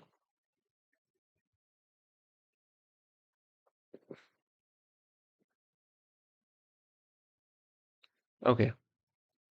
Now, our next question is we have uh, what we have to basically do. We have to convert the list of tuples, okay, to dictionary. So we have a list, we will have a list of tuples with us. Okay. So let's say we have pairs of numbers or pairs of values or pairs of elements, you can say. Okay, so first of all, we have a list, and inside the list we have tuples, and inside the tuples we will have two values. Okay, so let's say we have x, then we have 1, then we have one more tuple. Inside this we have y, and then we have 2. Okay, 2. And now we have to convert this to a dictionary. So we'll do what? Let's create a dict tuples. Okay, and we'll use this dict constructor and we'll put our pairs in this. Yeah, directly putting pairs will also work because it is in that format. So because of that, it is going to work. If the format will be a little bit different, then might not work. Okay, where is the error? Okay, I have used colon here. I have to use comma, and now you can see x1 and y2 because it was in that format. Okay, so because of that, it just became easy for this constructor to convert it into a dictionary.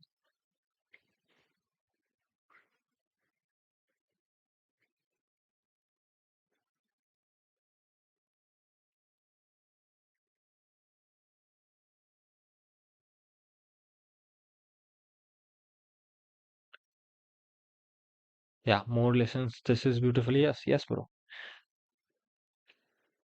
Programming is all about practicing. Okay, if you are practicing continuously, so then it is very good.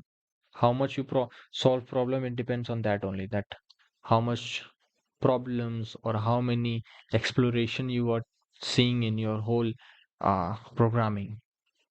Okay, and this will come with solver problem solving. This will come with when you'll work on projects. Okay, so then only this is going to means basically if you're learning English, so how reading books is suggested that when you'll read more and more books, so your vocabulary will be good. Same thing comes with programming also. If you are solving problems again and again continuously, and um, if you are in your project and you are continuous in your project, okay, so this will also going to make you perfect. Okay, guys, the next question is that what we have to do, we have to create a dictionary, but now there is a twist. Okay, and that twist is, let me write the question, then it will be clear. Get dictionary from user input. Okay, now this is very interesting thing, that now earlier we were seeing we were creating a dictionary, but by default the dictionary was given with us. Now what we'll do, we'll create a dictionary of our own, means we'll take user inputs. Means live we are going to put the inputs and then it will be created a dictionary. So let's create a first of all empty dictionary. So first of all we'll need an empty dictionary, then we'll need the range function. So, okay, so we'll iterate over the range function. So we are iterating till 2. Okay, and colon will be there. 2, it means it will start from 0 and 1, and because 2 is exclusive in nature, so it will be only two values. So it will ask for 2 times key and 2 time value. Okay, then we will create a key, We'll take the input here. We'll write inside. I hope you guys know about the input function. It is used to take user inputs from, okay, and inside this input function you can write anything inside a string. That will be the prompt that will be given to the user, and based on that prompt the user can enter any value, okay, or any substrings or any sentence he can enter. So yeah, that is there. And then I'll mention enter value.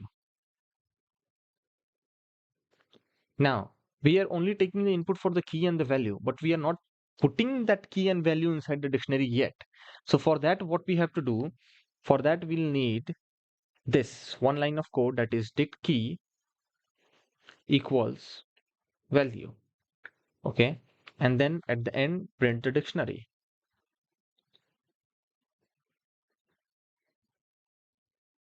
Okay. Now it is asking to enter a key. Let me enter A, and A for apple. So let's say A for apple.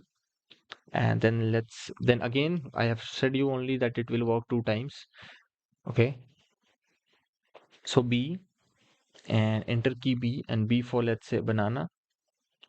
So we have a dictionary with us that is asking the user to enter the key and the value 2 times, means a dictionary will be created with 2 items, and then you can put your own key and own value.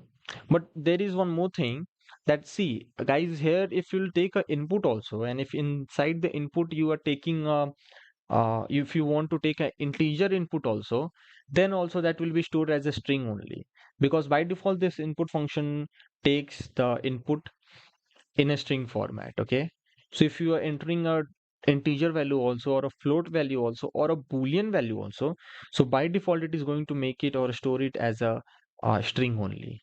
Okay, so that is the problem here. Suppose if instead of A I wanted the key to be 1, or I wanted the key to be B, or if I wanted the value to be 1 or 2 or any integer value, so then I have to explicitly use the integer constructor or integer function there.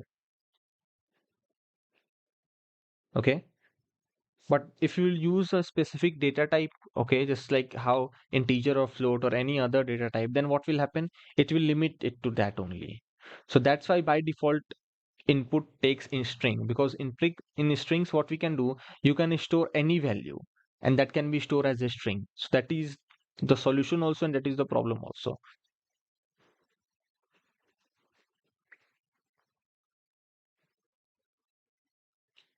Okay, if conditions are, yeah, yes bro.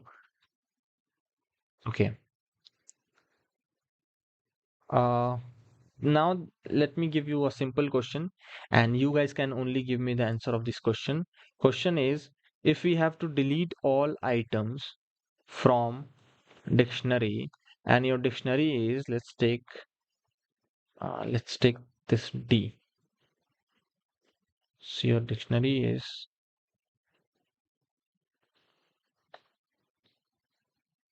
okay, your dictionary is this D dictionary which we have created just now. So A apple and B banana, we have 2 items in it. So how we can clear all the items from the dictionary? I mean that which method we should use to clear all the items from the dictionary? Guys, it's very simple. Just quickly reply in the chat.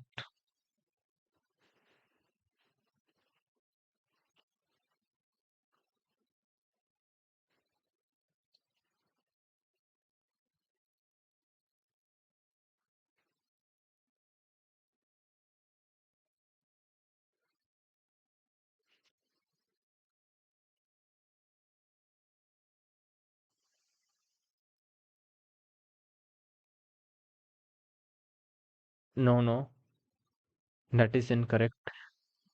D dot empty. Someone is saying D dot empty. No, that is incorrect. There is one method called as clear. Okay, D dot clear. And let's print D one more time.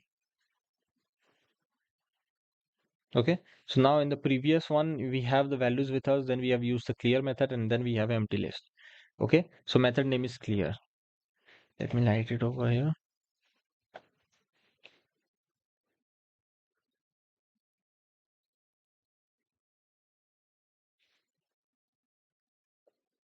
Yes, yes. Those who are saying clear, it's correct.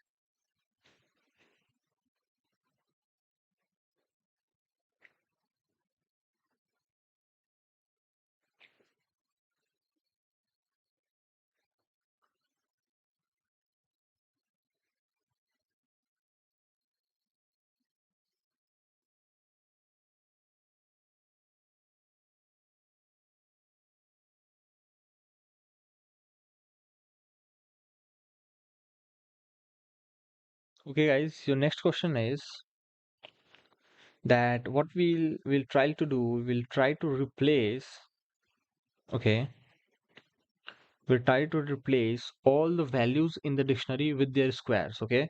So replace all values with their squares, okay? This is our question. So let's take a normal dictionary.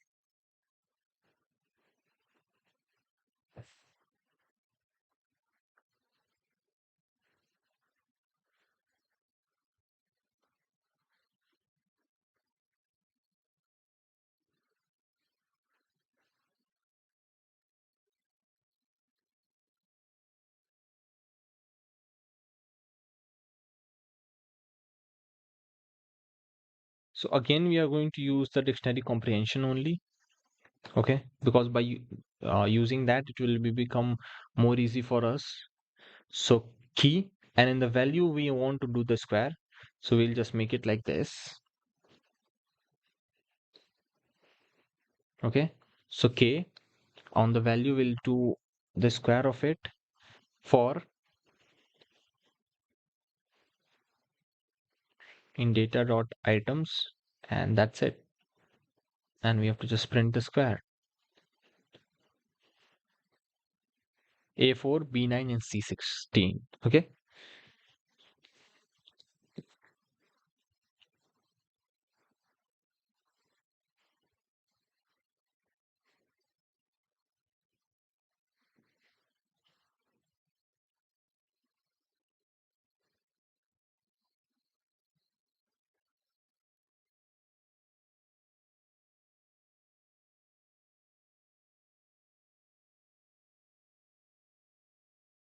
Uh, Guys, I have a very nice question, okay? And it is, I'll not say it as a advanced level question, but yeah, from normal level, it pretty much high, okay? We are going to use the concept of dictionary only, but for switch case alternative, okay? Now, how? Let's see that. So you can't say it as a question. Let's say it as a learning only because I don't know that how many of you will have tried this before. Okay. So if you have not tried also, you'll find it very useful.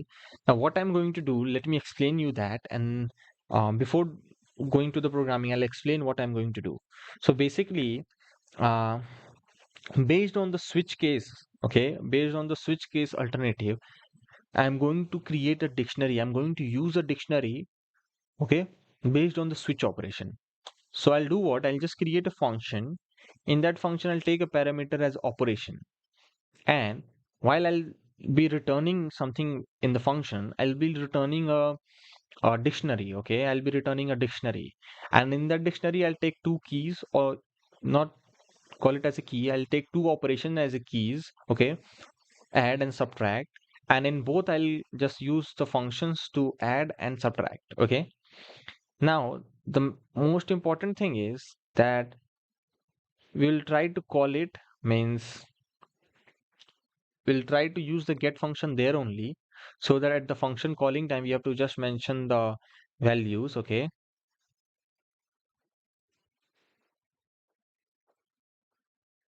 and then we'll put the parameter over there only. So I'll show you how we are going to do that. So basically, let's create a normal function first, okay? So I'll create a normal function switch. Now those who have not understand the question, okay, not understood the question, so what we can do, let's see the program and then again one more time I'll explain you, okay? So then I hope it will be understood, okay? Now, in a return, we can return only one thing. So we can return a dictionary because dictionary is one thing only, okay? So yeah. Inside dictionaries, inside data structures, there are many things, but we can return one data structure. Okay. So we can return a dictionary, and I'll put, I'll use, or I'll put operations add and subtract as a keys. Okay. And in add, what I'll do, I'll create lambda function. Okay. Lambda xy, because adding can be performed on two values only. Then comma, then I'll create one more key for doing the subtraction. Then again lambda xy, okay, and x minus y.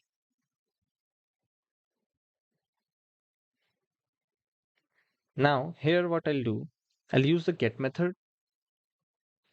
In the get method, I'll pass the parameter op operation, okay, and here again, what will be the default value? So by default, the value should be lambda comma x comma y. This is the parameter, and by default value should be invalid, okay. And now we'll pass the two values. So I'll pass 10 comma 5. So this is what our function is going to return. Now how we are going to call the function, that is the most important part. Okay, the second most important part. Once you have created the function, so how we are going to call it. So you have to call it like this: switch, the function name, and then the operation which you want to perform. Means basically the key, which key you want to use. So I want to use the add. So add. So 10 plus 5 will be 15. Now again, I want to subtract. So switch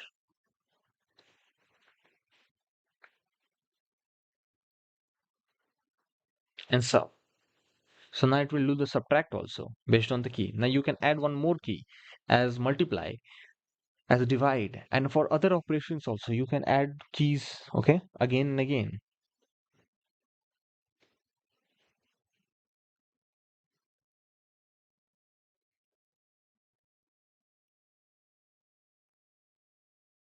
So I hope you guys have understood. Okay, there is nothing as such which we have not studied till now. Okay, we have seen these things earlier also.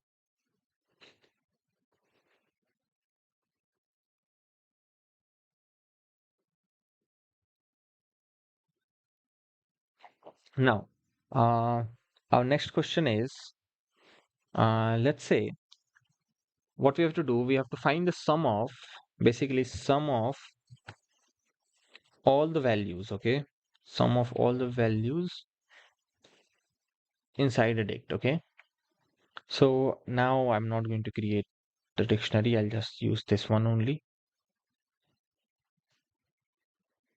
Okay, this is a dictionary which is with us, and what we are going to do, we have to add all the values. So we want the sum of all the values. So let's say total sum function, inside the sum, data dot values. So this data dictionary, and we are accessing the values using the values method. So we'll get all the values inside the sum, and sum will do what? It will sum all the numbers and put it inside the total. So when you'll do the total, when you'll print the total, you'll get 9. 437 plus 2, 9. Okay.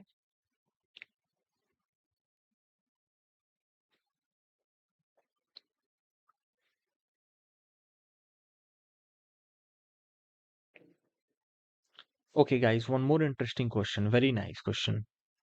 Okay, let's discuss about this question. Uh, Now I'll give you the situation.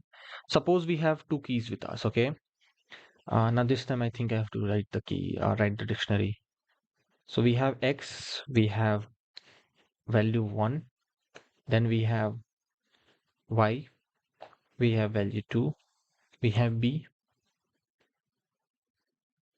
this we have Y, then we have 3, then we have Z, and this we are storing 4. Okay. Okay. Now the problem is, or you can call it as a situation which demands, is that we have to combine values of common keys.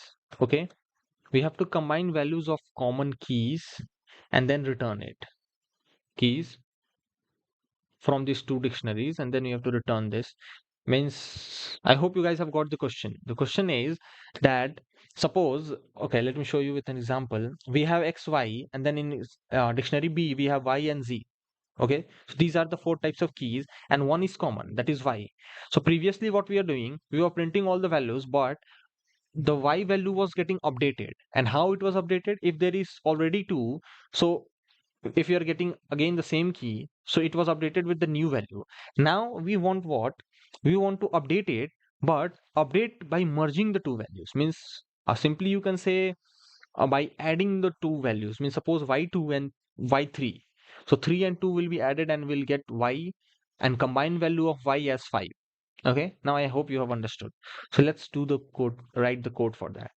So again, we'll use the dictionary comprehension only. Okay, so we'll create a combined object, curly braces, and first we want the key as it is. Okay, so we'll get the key as it is. Okay, now at the time of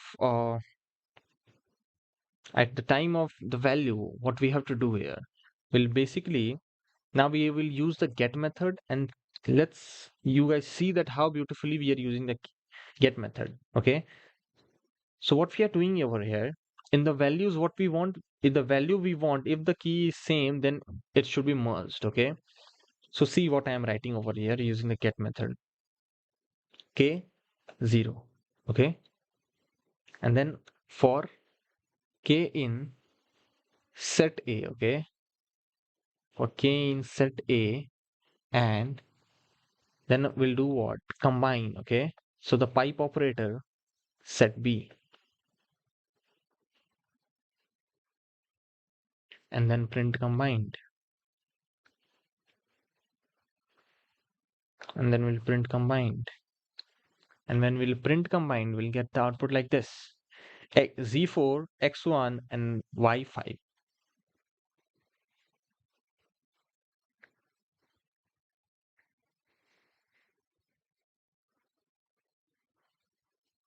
Now what happened here is basically, first we wanted the key as it is, so we are getting the key as it is. Then in the value we wanted to make some changes, and the changes were that if a dot get that particular key, if it is present, so that value will be returned. Okay, then there is the plus symbol, so that on the dictionary a, if we are getting, okay, if we'll get some common values, so values will be returned. Okay, this is the expression what we want. But before going to the expression, let's talk about what we have done here. Okay, so we have, okay, we were iterating. We iterated over what? We iterated over the union of set, means dictionary A and dictionary B, which we have converted into an set using the set constructor. Okay, so the union of these two, okay, and the current value was k, and we were iterating over that, and because of that, this was our expression.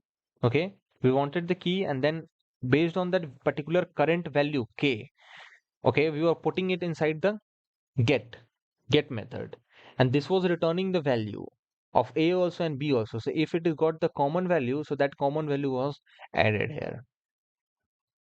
Okay, and if there was unique value, so by default it was, okay.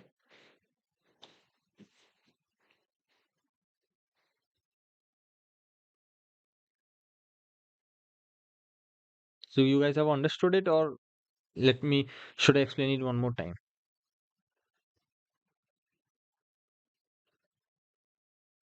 or do you guys want that should I explain it one more time, that what is exactly happening here? Mhm.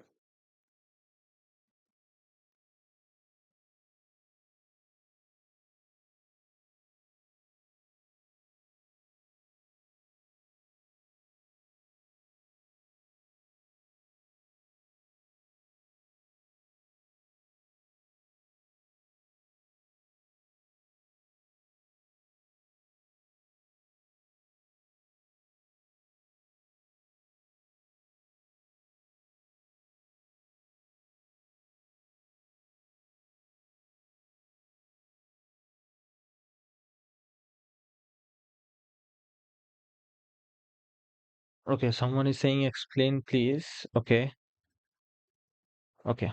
let's follow an step, okay? Let's follow an step, and then it will be more easy for us to understand, okay?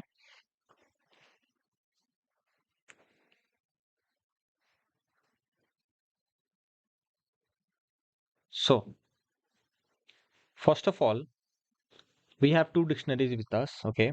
A and B, okay? In A, we have how many keys? We have two keys, X and Y. In B, how many keys? Y and Z, okay? So X and Y and Z. So A has these two keys and B has these two keys. Now, what we are doing here? We are doing the set union. So after doing the set union, what we will get basically? So we will be getting somehow like this. We will be getting union means what? Combining all the values and getting the unique ones. So we'll get all the unique values. So we will get a dictionary like this. X, then Y, okay. Y will be, yeah, and then Z.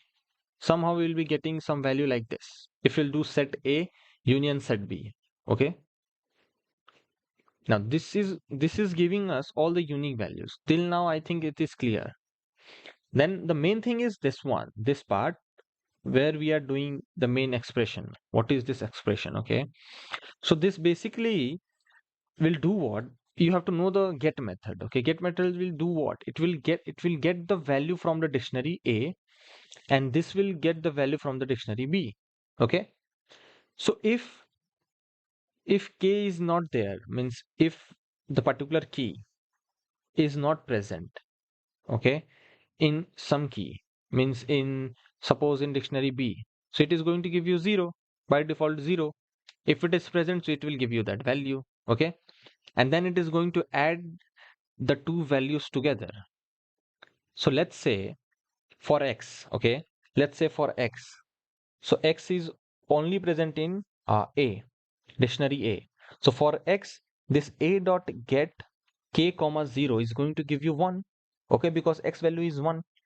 But in B dot get K comma 0, there is no X. In dictionary B, there is X. No, there is no X. So it is by default going to return 0 because that key is not there.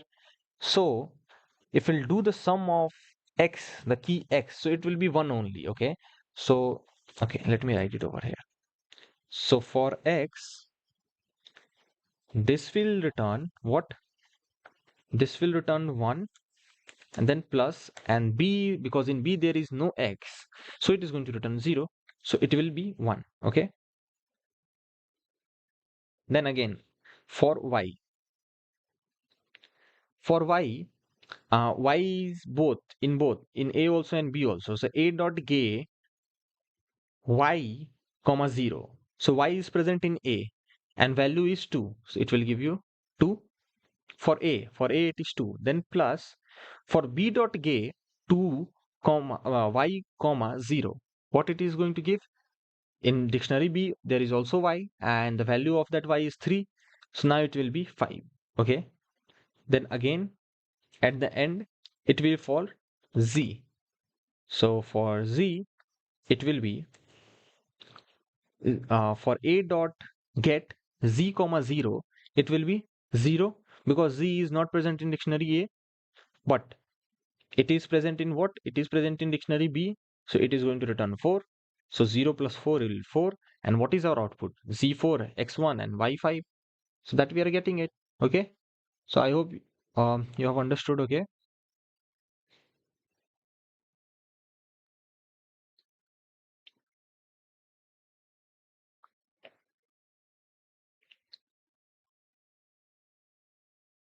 Uh, okay. So now the next question is, it will be based on uh, what we are going to do. We are going to find, we have to find the key actually, okay, with the minimum value with respect to the minimum okay, minimum value. We are going to find the key who has the minimum value, okay. So let's do what? Let's take this this dictionary as an example. And again, we can use, there are many approach which can be used. Follow up, we will do this approach, data dot values. Okay, so data dot values is going to give you what? Okay, it is going to give you, it will generate data dot values, will generate a list of datas. Okay, in which what we are going to get, in which we'll get a list of minimum values. Okay, and that is going to store in min value. Okay, then we'll do what? Then we'll create a min keys, and let's use the list comprehension here. Okay, now why we are using list comprehension? Because here we don't want the output in dictionary, we want only the keys with the minimum value. Okay, it means the means a will be there. Okay, so let's do what? K for, we want only the key here. Okay, that's why K for kv in data dot items if v is equal to minimum value. So whatever the minimum value is generated, if any value is equal to that, so we'll get that value.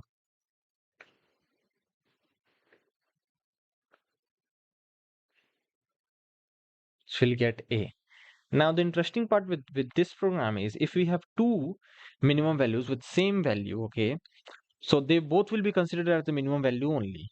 Okay, just like 8 is also containing the value 2 and B has also the value 2. So now it will analyze both of them and it will give you both A and B. Okay,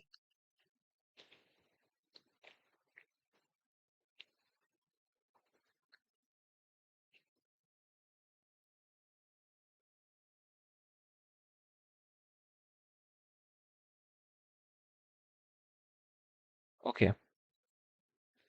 So we'll see a quick review and we'll take a quick review. Okay, not a quick review. After this question, we'll take a quick review of all the things which you have studied. Okay, and any confusion you guys can ask at any time. Now, this question is based on what we have to do. We have to basically extract the keys which is in integer only. So we will extract only those keys, means only those items whose keys are integers. Okay, so our question will be somehow like this: that extract only int keys. Okay, so for that I'll need a dictionary with me. So let's say D1, I'll put A in it. Then there is B, I'll put 2 in it. Okay, then there is 3, I'll put C in it. Okay, yeah, so this is my dictionary. And I want, as you guys already know, I have explained you the question, I want the items whose keys are integer. I want only those items. So first of all, I want a dictionary pair. Okay, so so I'll just simply write the expression which I want is k colon v. Now everything which I have to do, I'll do it in using the if statement, conditional statement only. So k comma v in d dot items. Okay, so till here everything is same. Now in the if, what I'm going to do, in the if there is a function called as is instance. Okay, it is used to check that if that particular object is of that particular class or not, because in Python, as you guys already know, that everything is all about class and object. Okay, so if you'll check the type of any variable also, so that is, it is written class int, class bool, class string, means class str, class float. So everything is treated as an object. So in Python there is nothing called as a variable, everything is object in Python, because everything in Python is all about a class only. Okay, so this function is very beneficial whenever you are talking about class and object, because this is instance method is, it means what is object? An instance of a class. So with the name only suggests that it will check that if that object exists with that class or not. So if there is a key and if that key is an integer value, so it will be related to what? That integer class.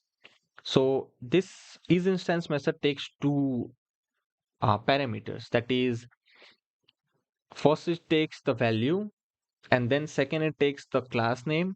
Okay, so int is my class name and k will be the value each time coming, because I have to check over key. So that's why I have written k here. If I have to check over values, I'll put v over here, but I want keys only. So yeah, and then everything will be done. We have to do what? We have to just print, int keys, and we'll get all the items whose keys are integer values. So 1a and 3c. Okay, so yeah.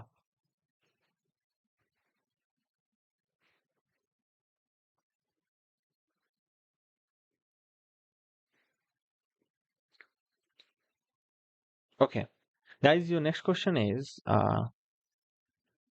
this is also kind of little means a nice question. Okay, what we have with us, we will having a list of dictionaries. Okay, we will having a list of dicts, and what we have to do, what we have to do is basically we have to convert it into a single dictionary. Okay, so into a single dict. Okay, so let's take the dicts, and the dicts are list of dicts. Okay, so it will be like this: a colon 1, it is one dict.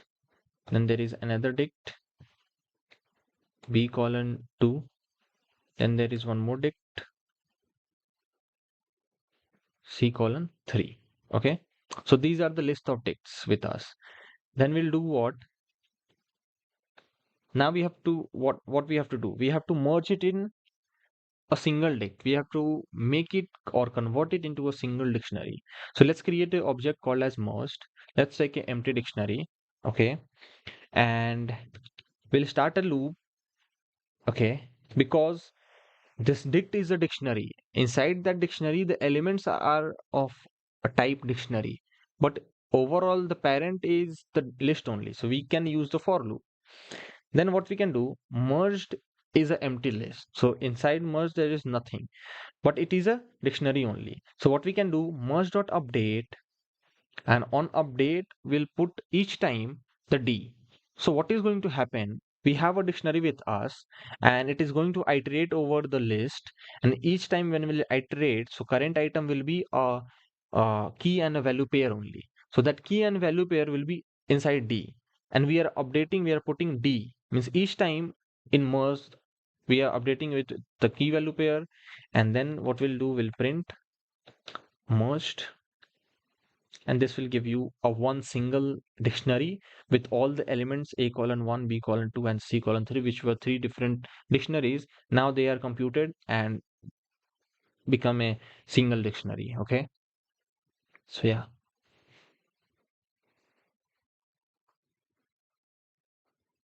Okay, let's do what, let's stop for now, and let guys tell me if you are understanding or you are finding it very useful or you are liking it or not, means you are liking the content or not. Okay, because now it's quite few 10 or 15 minutes or 20 minutes, I guess we have not interacted. Okay, so guys, now tell me, so guys, understanding or not, or is it going a little bit, the level is bit high, so I can just reduce the level also. Means how is the content? You guys are liking it or not?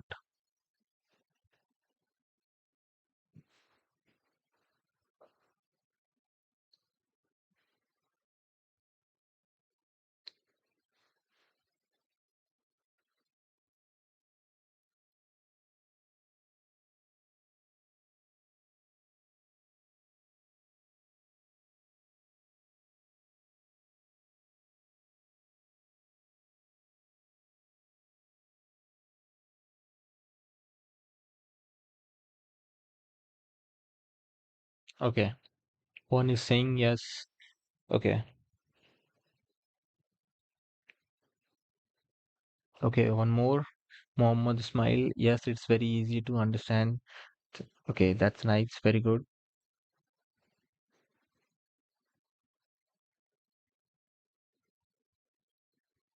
So overall, I think I can take it that you guys are understanding it. Okay. So, okay, that's very nice. If you guys are understanding it, that's very good. I want that only. Okay, one thumbs up is there. So, okay, that's very good.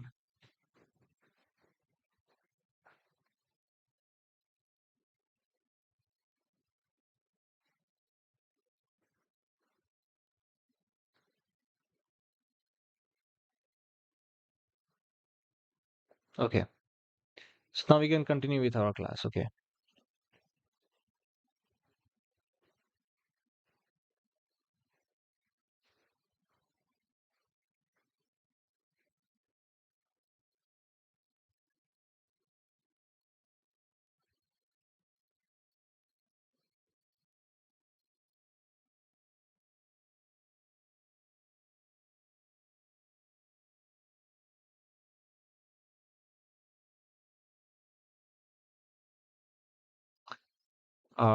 Okay, guys, now let's move to the next question. And now the level will be little higher. Okay.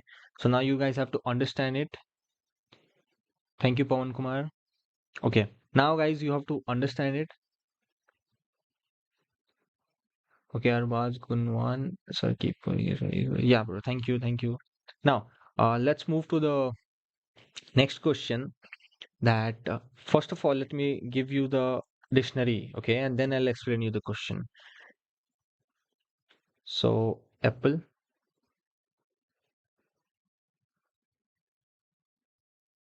Okay. First of all, it will be a list. So, apple. Then there is banana.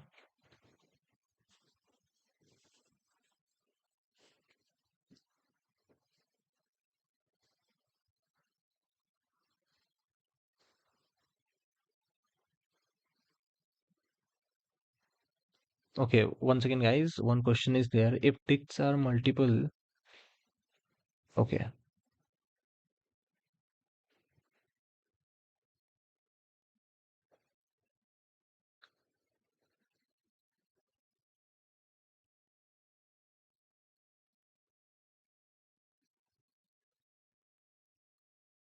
Okay, you're talking about this question, okay? Oh, okay, wait. So what is your question? That if dicts are means if the items inside one dict, okay, okay, yeah, I got it.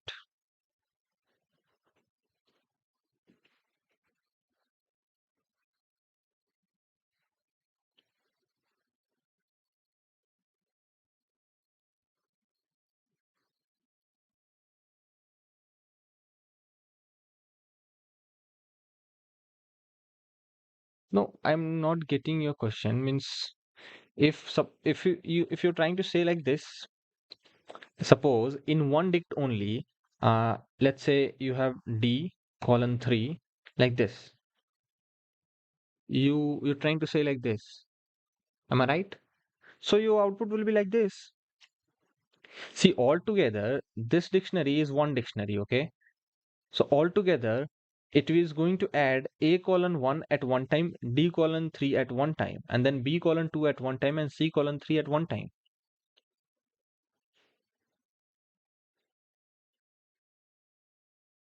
Okay, so your output will be like this. You no need to use nested thing. Directly update will also do the work, okay?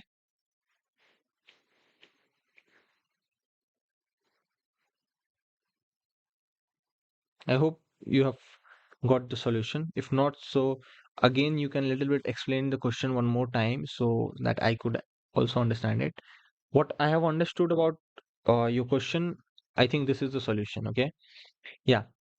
Now the question was apple, banana, and let's take okay,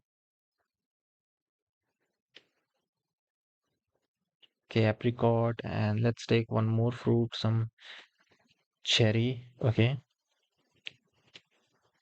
So we have a list of fruits or list of words. Okay. Let's not say list of fruits. Let's say list of words with us. Okay. Now, okay. Yeah. Now what we have to do, we have to basically group the words by their first letter okay, using a dictionary, it means that suppose if A is there, so we should have a key A, and on that key A, we should have a list with us. In that list, we should have all the elements which are starting with A. So same will come with B also. We should create a uh, for suppose banana is there. So banana first letter is B. So there should be a key for B, and all the words starting with B now will be stored in that key B inside a list. Okay. So suppose C is there. So same thing will go with that also. Okay. So let me show you how we can do that. Okay. So first of all, we have to create a dictionary, an empty dictionary. So group. Then for word in words, okay, what we have to do, first of all, we have to access for creating the key, okay, for creating the key of a dictionary, we have to first access the key. And what should be the key? The first letter of the word. That should be our key. So we'll do what? We'll create a variable or object you can say as key. Then we'll access the words and not words, the current item word. And because it is a list and because inside the list we have stored the strings, so strings are the sequence of characters, so inside the string also the first character is present at the zero position, so we'll access the zero position, okay, and we'll store it in a key. Now we'll do what? Inside this group dictionary, we'll put the key. Oh, not like this. We'll first put the set default method because we have to create a key, okay, a key value pair. Now we'll put the key and a list here. Okay. Now see how a list is used inside the set default. And what we are going to do, we'll append the word. Okay. Because the set default is by default is going to return list. Okay. So this append method can be applied to it. And we'll append the word. And then we'll print the group. So now you will see, okay, dict object and no attribute set. Okay, a spelling mistake. My bad. Set default. DAUFLT. Okay. Yeah. So now you will see we have extracted the first word A. With A now apple is starting, so apple is there. Then again it found one more, that is apricot. So apricot is also there. Then again one new word found B. So a B item has been created.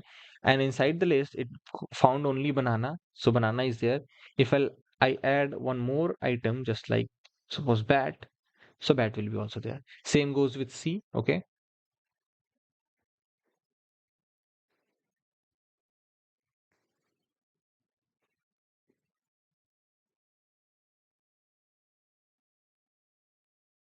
Okay. Let's take the last question for today and then we'll have some chit chat and then we'll end the session. That is how to convert, or let's say convert dictionary to a list of tuples, okay? To a list of tuples. How we can do that? So let's say we have a dictionary with us.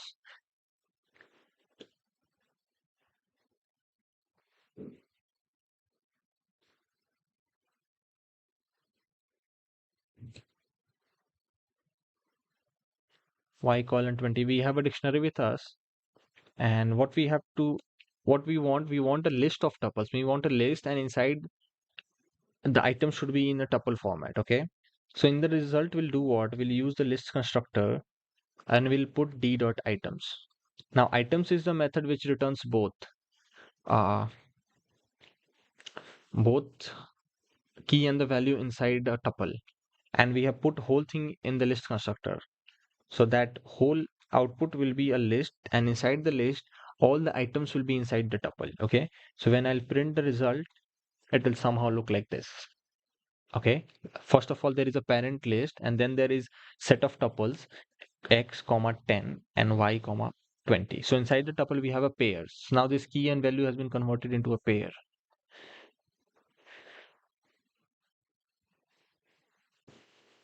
Okay guys, so that's all for today. We have practiced so many questions. I hope these questions will help you and improve your performance in the data structures, okay, in Python.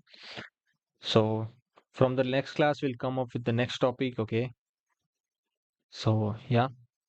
Now, one more thing. There was one person who was asking for the function thing, okay, that he was getting some problem in function, how to return.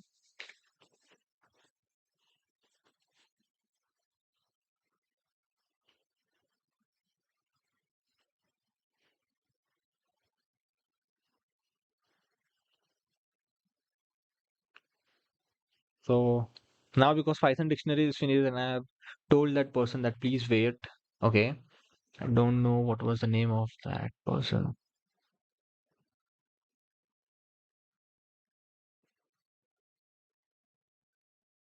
Okay, it was,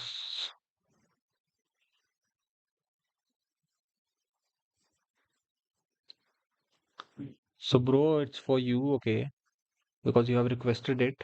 So I'll just see how you create a function. First of all, for creating a function, you need to use the def keyword, then the function name, okay, and follows up with the parameters. Now the number of parameters are not fixed. You can take as many as parameter you want, okay.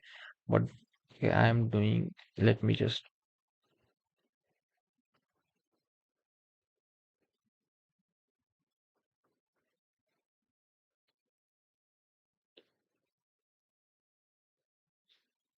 okay. So how you create a Python function? First of all, you have to use a def keyword. We don't create a function in Python. Actually, we define a function, okay, in Python. So def keyword followed by the function name, and then the round braces, which is also called as the parentheses. Inside the parentheses, we put the parameters, and the number of parameters is not fixed. You can take as many as parameters you want, okay. And there are different ways of also taking parameters. So for that, because if I'll explain it in this, so it will go more long. So what we can do, you can go and watch my previous live sessions, so in that it is more clear. So there are different types of giving parameters also, okay. then there is your then there is your code blocks, okay. And then at the end of your function you can return some value, okay. You can return some value, okay. For now you can return some value, or you can perform some operation also, that you can do using the return, okay. Now the main thing is that we should, you know about Python functions is, or any type of function in any programming language, is that the main important thing is that how many parameters you have given at the time of defining function in Python, it should be equal to how many arguments you are giving at the time of returning your function. Now you will say, sir, if these parameters and functions are two different things. So I'll say no, they are not two different things, but only the punctuation becomes different, as means the pronunciation. I'll say, I would say that it becomes different when you define a function and you will give the variables at that time inside the function. So they are called as parameters. But the same parameters, when you give the values of that parameters at the function calling time, so they are called as arguments. This is the only difference, okay. Other than that, there is no difference. So let me create a simple function for you, that is a function for greet. It will take a name as a parameter, and for you I'll just use return, and I'll return a f string, that hello name. I'll call greet, and I'll put Python. So you'll get this hello Python, okay. So in return you can perform operations also. Let me more brief you about the return. Let's say if you have a function called as add, and in this add you are taking two values x comma y. So you can return, and you can now in the previous example you have seen how you have returned a string. Now in this example you will see that how you can return or perform two operations also. So what you can do, you can call your function in an object, okay. Let's say you took two values 10 and 5, and you print the result. So you got 15, okay. Now then there is conditional returns also. Suppose if you have a function created for check even. Okay, so what you can do, if n modulus, I hope you know that how to check for even and odd, then you can separately return true, or in the else case you can return false. Means you can multiple return also. It's not necessary that a single return will be there, but multiple return in the sense that only out of these multiple returns only one return will work. Okay, if you have multiple return, and that example also I'll show you. First let me just print this now. Check even. Suppose if it is 4, oh, so it will give you true. If there will be some other values, it is going to give you false. Now let's create one more calculator type of thing. It will take two parameters x and y, and now I'll show you that how to return uh, multiple value as a tuple. Okay, so Python can return multiple value as a tuple also, just like this. So what we'll do, we'll take one sum1, then we'll take diff friends. We'll call the calc function with two values 10 comma 5. Okay, and we'll do what, we'll print both sum1 separately and we'll print diff separately. So 15 and 5. So Python functions can also return, can give multiple values. Okay, and this is the only thing. Now there is one more thing. Let's say, let me create a exam variable. Let's say it does not do anything. We will return 1, will return 2, will return 3. Let's print exam.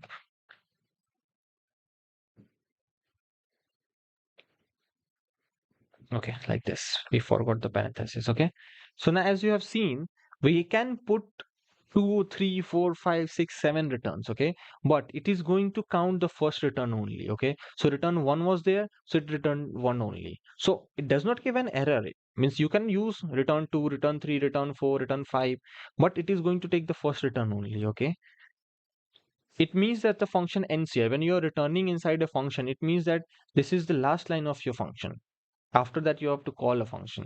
Okay, so this is also one example of multiple returns where you are exactly taking multiple returns, but only first one will be counted.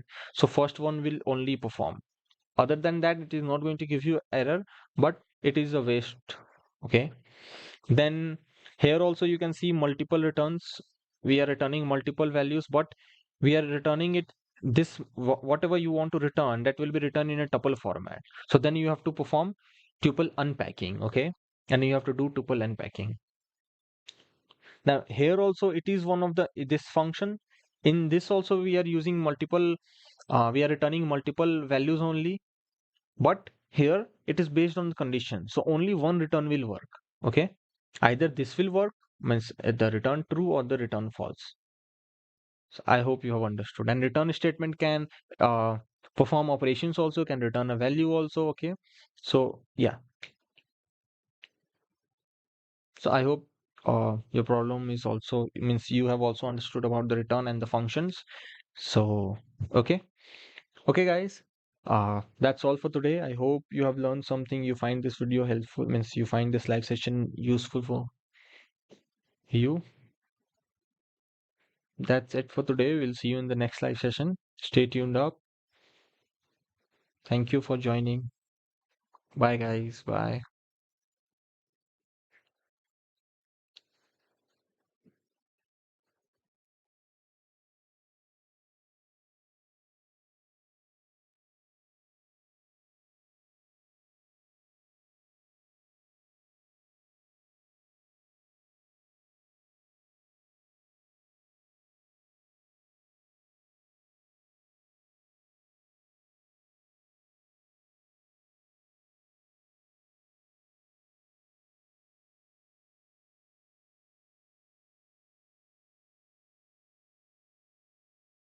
Okay, guys. Bye.